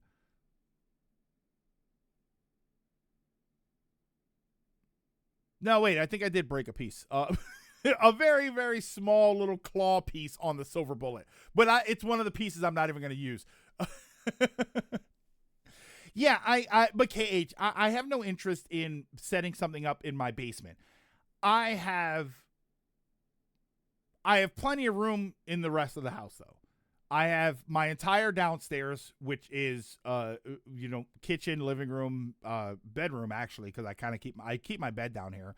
And then upstairs, I have 2 rooms that I can put stuff in. So there's a way to display more things. It's just a matter of actually doing it. I think EX Gundam fits with the train the best since the other ones you have built are more space ones. Yeah, so like some of them work. I've got the RX-78 from the Netflix show, the Requiem for Vengeance one, and I think that one kind of works. I do have a Armored Core one. I have the Orbiter from Armored Core, so I think that one kind of works. And that's about it. I think all of the other ones are very, you know, space. Oh, that's the EX Gundam. Yeah, I think every other one is like space Gundam, like you said. But I still think they'd work. I mean, they still do fight. Yeah, I see what you mean, though. Maybe like more grounded ones. The Armored Core one would probably be really nice with the trains. And I have like commuter trains. I don't really like freight trains and stuff. Like, they're fine. But I'm more into commuter stuff. So it's going to be more like Gundams fighting while the train goes by and people are leaving work. You know, like that's more of the aesthetic that I was kind of going for. But realistically, I might not even do them fighting. I might just have them hanging out and, you know, looking at trains and make like cute little diorama setups or something. Now that I'm doing the Gunpla videos, I might actually incorporate the train stuff into them so I can have, you know, I did the little skits at the end where like little goofy things happening with the Gunpla, so I can make little things. That was something that I thought about doing, was like making little skits, YouTube shorts, and then coming up with writing little skits and then shooting YouTube shorts with all the figures. Leaving work, try evacuating an active war zone. I mean, we have some of that here. My Nightingale has to sit on a table instead of a shelf. Yeah, like some of them are just huge. And I would like to do that. I would like to build some of the larger. I have the Master Grade RX-78 that I might build next. I thought about doing that for the channel. I thought about making that one the next video build, but I'm like, nah, I'll do the G-Quux and I'll see how I feel about that. Now that I'm getting a little bit better at some of the techniques, I feel a little bit better about building some of the mechs that are some of the kits that are a bit more. I want them to be better, right? I have the YF-19 from Macross Plus. I want to wait to build that one until I'm better at building things. The police Zaku I also have, and I kind of same problem. Like I want to wait until I'm better at it. I also ordered some stuff. I ordered a glass file set and a slightly bigger mat to build things on. I also ordered a ring light.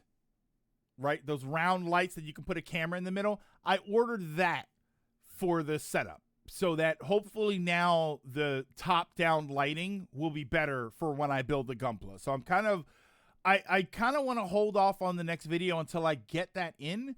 But I'm already, I missed last week and I shouldn't have missed last week. So I'm kind of thinking that I will probably just do another video before it shows up.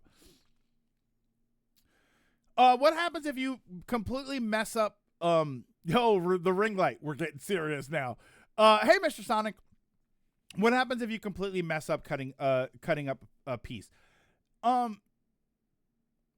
Based on what you're doing with the kits, based on how you're cutting them from the runners, it's probably unlikely that you're going to cut off anything drastic.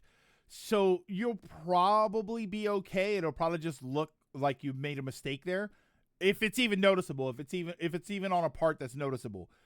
There are ways to fix it though. There are like glues and stuff that you can make.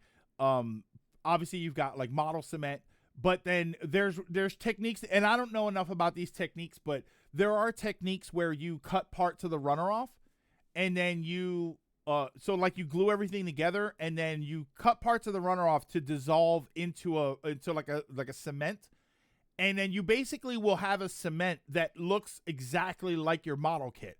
So you can go over parts with that, and it won't look like it's broken. There's always super glue.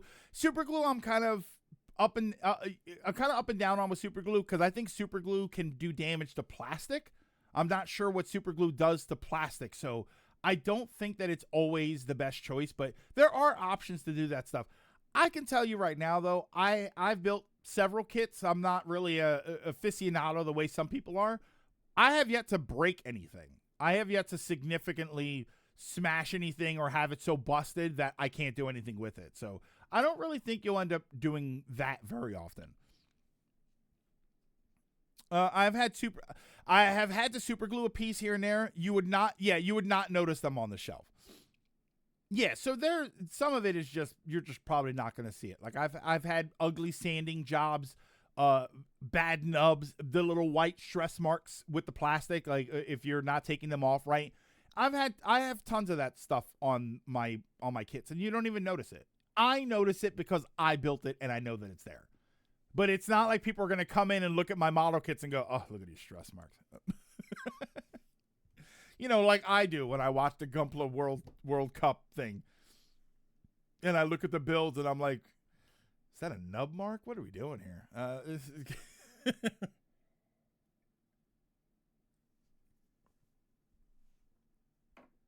Who knows? Maybe someday I'll get so good I can win a trip to Japan. Okay, but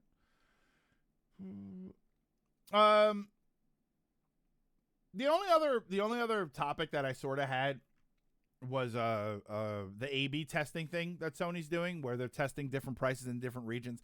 I don't know enough about it to really speak on it, but I can tell you that it's a weird practice. I know that companies have tried this before, where they basically have different pricing models in different areas, and they want to see how much it engages with people and how effective it is. I don't know if it's effective or not. I think it's kind of a weird thing to try and do. Doing a sort of not structured pricing, but variant pricing. Because what are the methods that you use to figure that out? You know what I mean? Like what makes you charge less in one area and more in another, and how do you say it without sounding like you're being some sort of prejudice? Right? I thought the back down from exclusivity was the worst thing they would do that week. There's a gate nub here, minus 10 points. The sticker is losing grip, minus 5, even though that shouldn't be their fault. Actually should have painted that. Yeah, so it's probably another minus. Yeah, you're Bod Zero. It's bad that I didn't even finish that before I started agreeing that maybe that sticker shouldn't have been there in the first place. That's another problem with the Silver Bullet model. Since it's an older one, man, they are ugly stickers on that thing. There are stickers that cover whole parts so that the parts aren't separate colors. And you probably should have just made a runner with those colored parts on it. You gave me stickers that recolor entire parts. Dynamic pricing should be illegal. It's just, I don't understand what is your metric? Like, what is your issue? Like what are the metrics that you're using to determine who gets what prices? And I feel like there's no answer to that doesn't make you cringe a little bit. Oh, well, these regions are the average income is less. Is that what we're judging on? Well, in this region, they tend to pay more for games. Is that okay? That they'll pay more, so you're charging more? Didn't we just give Amazon a bunch of crap because we thought that was there doesn't really seem like a version of A/B testing that works. If you want to try, now here's what I'd be interested in. Regional sales.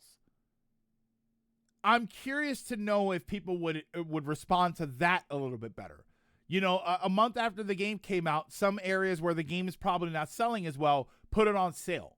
And let's see if people want to buy that. Don't charge more, just charge less in different regions where the game's not selling.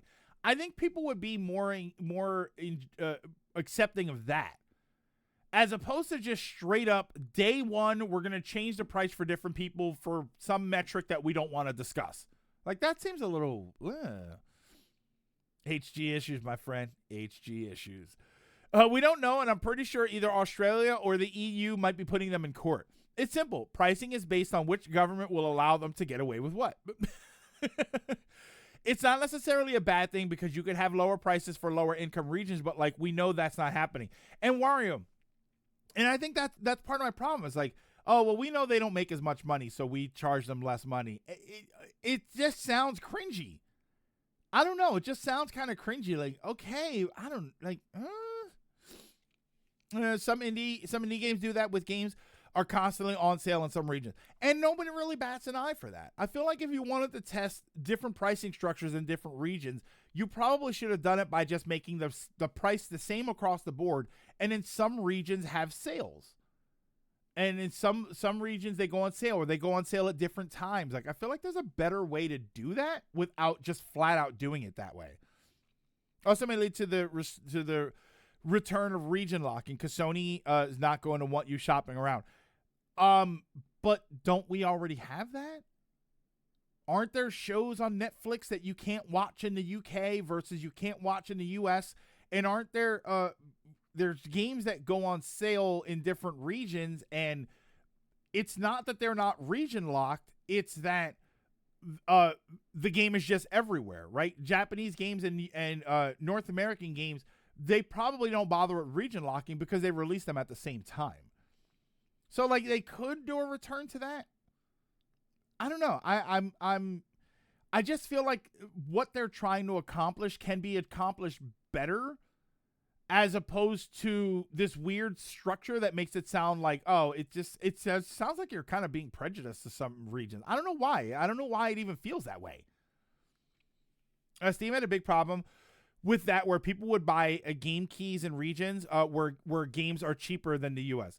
The thing is, this dynamic pricing isn't really a regional thing. We got pics floating around online of a guy and his girlfriend who live in the same city getting different prices for the same product, which is kind of wild. And that's why I want to know where these metrics are coming from. You notice I'm really big on that lately. I'm really big on numbers and data to back this up.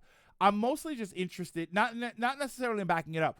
I want to know what makes it so that two people in the same household on the same system buying the same game will pay different prices?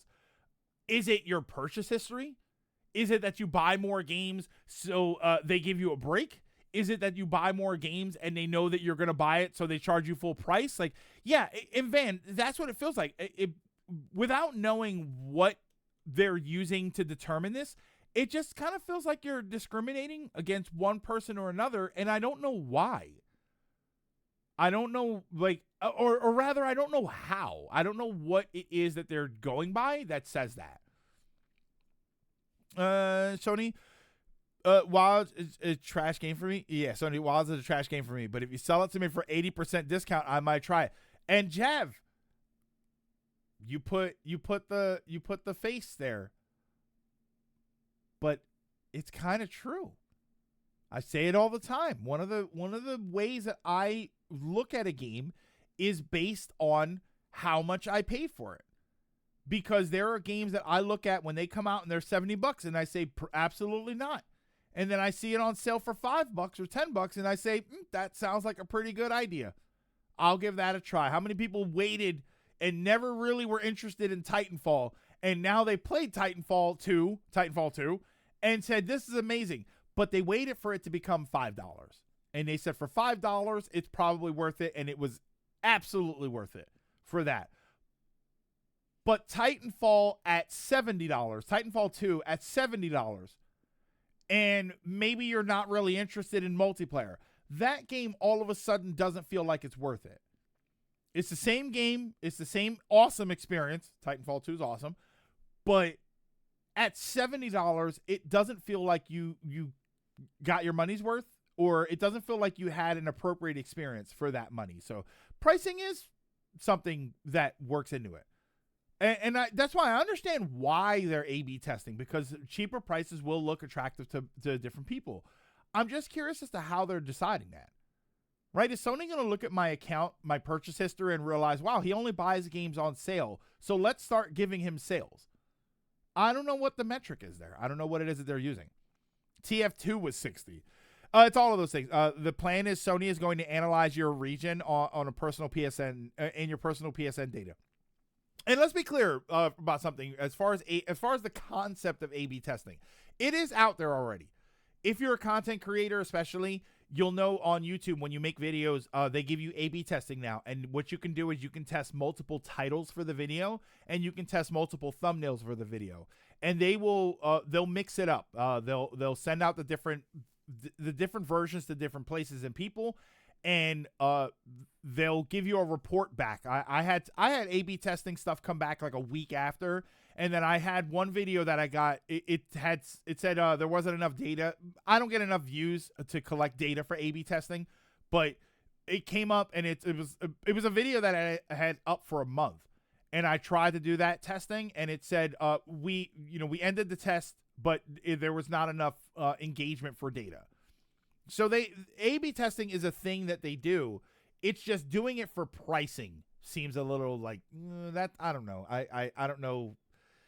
I don't know. It does feel a little bit discriminatory.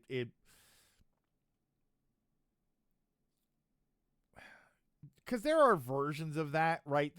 There's things like market tests, where you release a soda or something, right? It's a new flavor of a soda or a snack, and you only release it in certain areas because you feel like that's where it's going to go. Like there's stuff like that out there. So I can't even act like it's completely, if you go to a fast food place, you go to a McDonald's and you find out that they sell, and I apologize, I know this is going to come across as a stereotype, but if you have a McDonald's and one of them sells Wendy's did it actually, spicy nuggets, the spicy nuggets, you are more likely to find the spicy nuggets in some neighborhoods over other neighborhoods. So it's not like this is completely out of the blue. We've never seen anything like this before. But they never really do it for pricing, and pricing feels a little bit weird to do that with. That's how we know it's working. The info we're hearing about the early testing is that Sony is using your own data and habits to modify prices based on how you game, with the potential to raise prices slightly in the future as part of a test to see if they can charge more of its type of its type of game you're really into. Okay. Yeah, it's fascinating, but you probably shouldn't be doing it with pricing, because now it starts to feel like you're kind of being discriminatory and stereotyping people. I don't know. It's such a strange thing, but we'll see. For all we know, this all leads to lower prices, maybe, right? Copium leads to lower prices and everybody's happy about it. It's done. It is done with pricing, just not in the way you would think. I mean, it probably is done with sales and stuff. So, an idea would be, this game is $30, but you love shooters. So would you pay $35? Yeah, and Dragoon, like, that sounds terrible. But then at the same time, maybe they're going to say, we notice you buy all of your games on sale, so we will only give you a heads up for games when they go on sale. You know, when the new game comes out and I'm getting it's on my feed, I'm like, I don't want to see this. I'm not going to buy this. But then if I see it on my feed and it's $20, you know, and they keep doing that because they've noticed on my account activity, I only buy games on sale, then they might say, all right, well, let's start sending you some sales. Slowly becoming a cyberpunk setting. Stone, it really kind of is, isn't it? It really kind of is. Which is, you know, not great. But Stone, everything becoming a cyberpunk setting is not great. But I do like pink and purple lighting. So maybe cyberpunk isn't the worst idea. That's what we're hearing. Sony wants to test now. They're only testing lower prices first to avoid spooking people. Yeah, I mean, we'll see. Dragoon, it's also kind of early, and I feel like there is probably a lot of speculation. You know, we could have flown off the handle about Amazon charging $80 for Pokopia, and now it looks like it was a mistake. Where's all the cool tech and perks? KH, the cool tech in Cyberpunk usually goes to people who have something wrong and they have to have it taken care of, right? The coolest tech in Cyberpunk for me is usually prosthetics and maybe some stuff in your house. But prosthetics are always like a really, really cool thing technically in Cyberpunk. So it's like, I don't know that I want to get there exactly. Not personally. You can have bisexual lighting. That's what it's actually called, without going dystopic. Yeah, I like that cyberpunk lighting. No, like I said, it's not speculation. Oh, some of the testers and the people running the test have let slip the next test will get people upset if we raise prices a little. Okay, so they probably are trying to do that. And remember when Wizard of the Coast a couple months ago said they were selling a set of cards for $10 or $40 side by side on their website? No, I actually don't remember that. Not a different set, the same set of Magic cards. You know what, Wario? It does raise that I feel like is a different issue, but it does raise an interesting point. Like if I saw them for sale and I saw $10 and $40, I would probably be hesitant to buy either one of them because I'm wondering what the difference is. I would scour it and try to figure out what the difference is. And once I found out that they were the same thing, I'm not even sure I'd buy the $10 one because I'd feel like something was wrong. And I think that's one of the weird things about the testing is that I think this is what Sony's going to end up realizing. You're trying to test lower prices. You're trying to test higher prices. I think what Sony's going to realize is, and any company that does this, if you create a precedent, Ubisoft did this. If you create a precedent where all I have to do is wait a little while and the games are going to be cheaper, then A/B testing will only show that people wait for a lower price. They're not going to be willing to pay a higher price knowing that there is a varying pricing structure going around, and all they have to do is wait to get a cheaper one. And try to stack the deck a little bit, because if they only like I said, like maybe part of it is They notice that you only buy games on sale, so they send more sales your way. So then I can also manipulate that. Once I find out that I get cheaper prices offered to me because I buy games on sale, I will never buy anything that's not on sale outside of the big games that I want to play, right? The next Metroid 6 comes out, I'm going to buy that full price. But anything else, I'll wait for a sale, which is what a lot of people did with Ubisoft games. And then what happened with Ubisoft games? People were not willing to buy them early on because they were waiting for the lower price.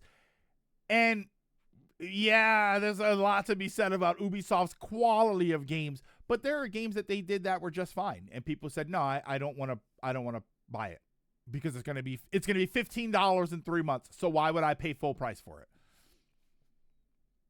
it?" There was no difference except the pricing. Yeah, it was supposed to be a limited pay what you want sort of thing. And when I see two listings, I tend to get nervous because I'm like, is this a bug? Or yeah, is this a bug or is one of them a scam? Or is one of them missing something that I'm not noticing? Yeah, it sounds like the end point of that logic is to never do sales. Wario, as much as we hate it, it worked for Nintendo for a long time. People were buying Nintendo games all the time, and despite the fact that Nintendo had a reputation of they don't ever put their games on sale, people kept buying them. Granted, again, the difference was most Nintendo games came out and they were of much higher quality than the Ubisoft games. So they stacked the deck by making quality merchandise and a product. What if it's Metroid Prime 5 Miles Return? No, KH. It is the death of Miles. So it's going to be Metroid Prime 5 Miles to Go. Now we're talking. Metroid Prime 5 Miles to Go, and it concerns the death of Miles McKenzie. Oh no. And now that Miles is gone, we can't find his funeral cuz he wasn't there to tell us where it was. Poor Miles. He is more hated than he deserves. Okay, hold on. That title has me. I like that. Wait, Metroid Prime 5 Miles to Go. Federation Force. How about this? How about Federation Force Miles to Go? And then it is no, for that we can do Federation Force Miles to Go, and now it is Miles leading his first mission to whatever it is that they're going to do. And then the whole game, if Miles McKenzie is your main character. They'll do the new Terminator Last of Us 2 thing.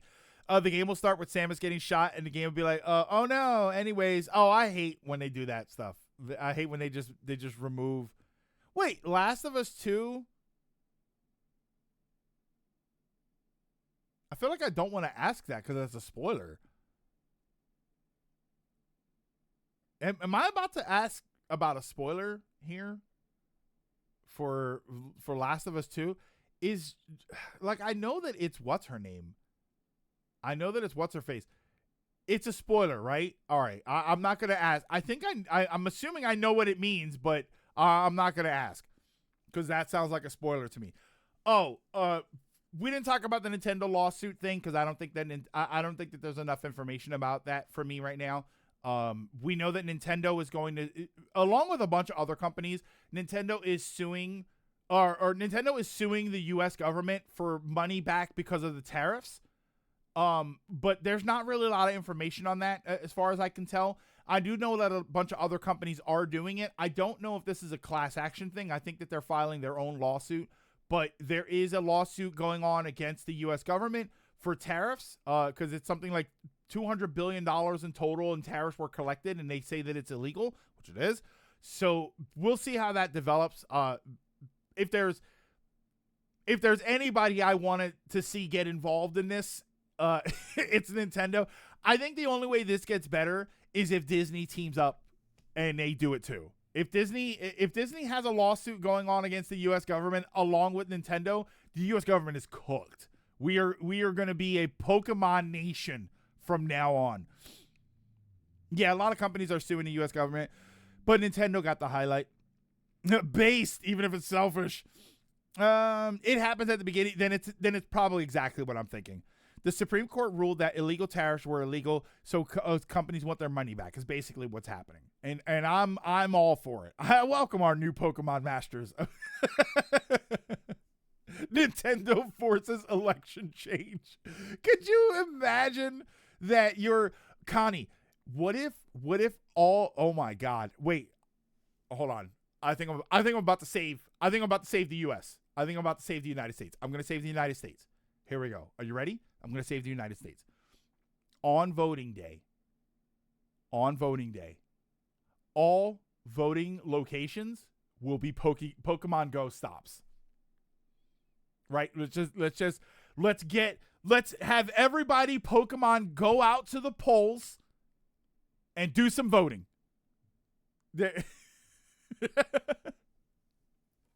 And for every vote, for when you vote, you get 5 rare candies. I don't know if that's a thing, and that was a thing in Pokemon Go, right? There you go. Every voting location is a Pokestop. Oh, what do you think? I should probably get back into Pokemon Go. I think that'll get me outside a little bit. Disney been going to bat with the Florida governor. I'm sure they would love another target. I think that's encouraging voter fraud. Why is it encouraging voter fraud? It's encouraging people to get out to the polls. Maybe giving them stuff for a vote is actually, wait, hold on. I don't even think that's voter fraud. It's not voter fraud to because everybody still gets one vote, right? Well, I'm not saying go there and vote multiple times. I'm just saying you go to the polling place and you get a free Master Ball if you go there, or you get some rare candies. It doesn't matter who you vote for. I'm just saying that as long as you vote, and they already do a free giveaway. What do you get when you go vote? No matter who you vote for, what do you get? You get a sticker. That's free. That's a free giveaway. That's a free giveaway for the promise of my vote. Go will take over your life again. Don't come back. It's encouraging people to vote multiple times for more. No. Once you go, you get your rare candies. That's it. You don't have to. You can't vote multiple times. Voting stations aren't allowed to hand out water bottles because it can be seen as encouraging you to vote for one side. And yet, every time I've ever voted, I've gotten a sticker. That's free. That's a treat that I have been given for voting. They're bribing me. They're bribing me for my participation. If the current president, Funky's Funk gets as promised, you can promise anything. I'll add this one rare candy to my 99 duplicated ones. Okay, so yeah, that was the only other real topic that we had was that. But I like I said, I don't think that there's enough. There's not enough there yet for us to really know how this is going to play out. I'm excited to see it play out. Oh, that's where Hillary went wrong. She should have reached out to Niantic. Flunk is what I said. There we go. Oh, yeah. Crack my back a little bit. All right. So why don't we do this? We'll take a break. I'm going to come back and we're going to play more Minish Cap. And we should be live long enough, especially since this went for 2 hours. Remember, anybody watched yesterday? John does the Q&A session, and John said he mentioned to me that I talk for about an hour, and then we play games. Like an hour? It must have been a slow news day. It's definitely it's more than that, even when I don't want it to be more than that. But yeah, so we'll so after Minish Cap, we should be able to watch the Mario Galaxy Direct, and we'll see what happens there. I also am curious if anybody finds out if they get any word throughout the course of the day. I'm curious to know if they're going to do any more Mario 10 stuff. If they're going to do any sort of shadow drops or anything. Just double checking. Okay.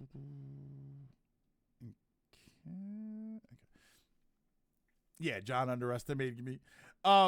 Yeah, I'm curious to know if they're going to do any sort of shadow drops or anything. So I don't know if that's something that I know they supposedly they said that they're not going to have any video game news during the Mario Galaxy event, but it doesn't mean that. First of all, it doesn't mean that they're telling the truth, but it also doesn't mean that they can't just release stuff right after. So I'm kind of curious to see what happens with that. But at the very least, we can watch that event, see what we think of it. Like it's the Pokemon.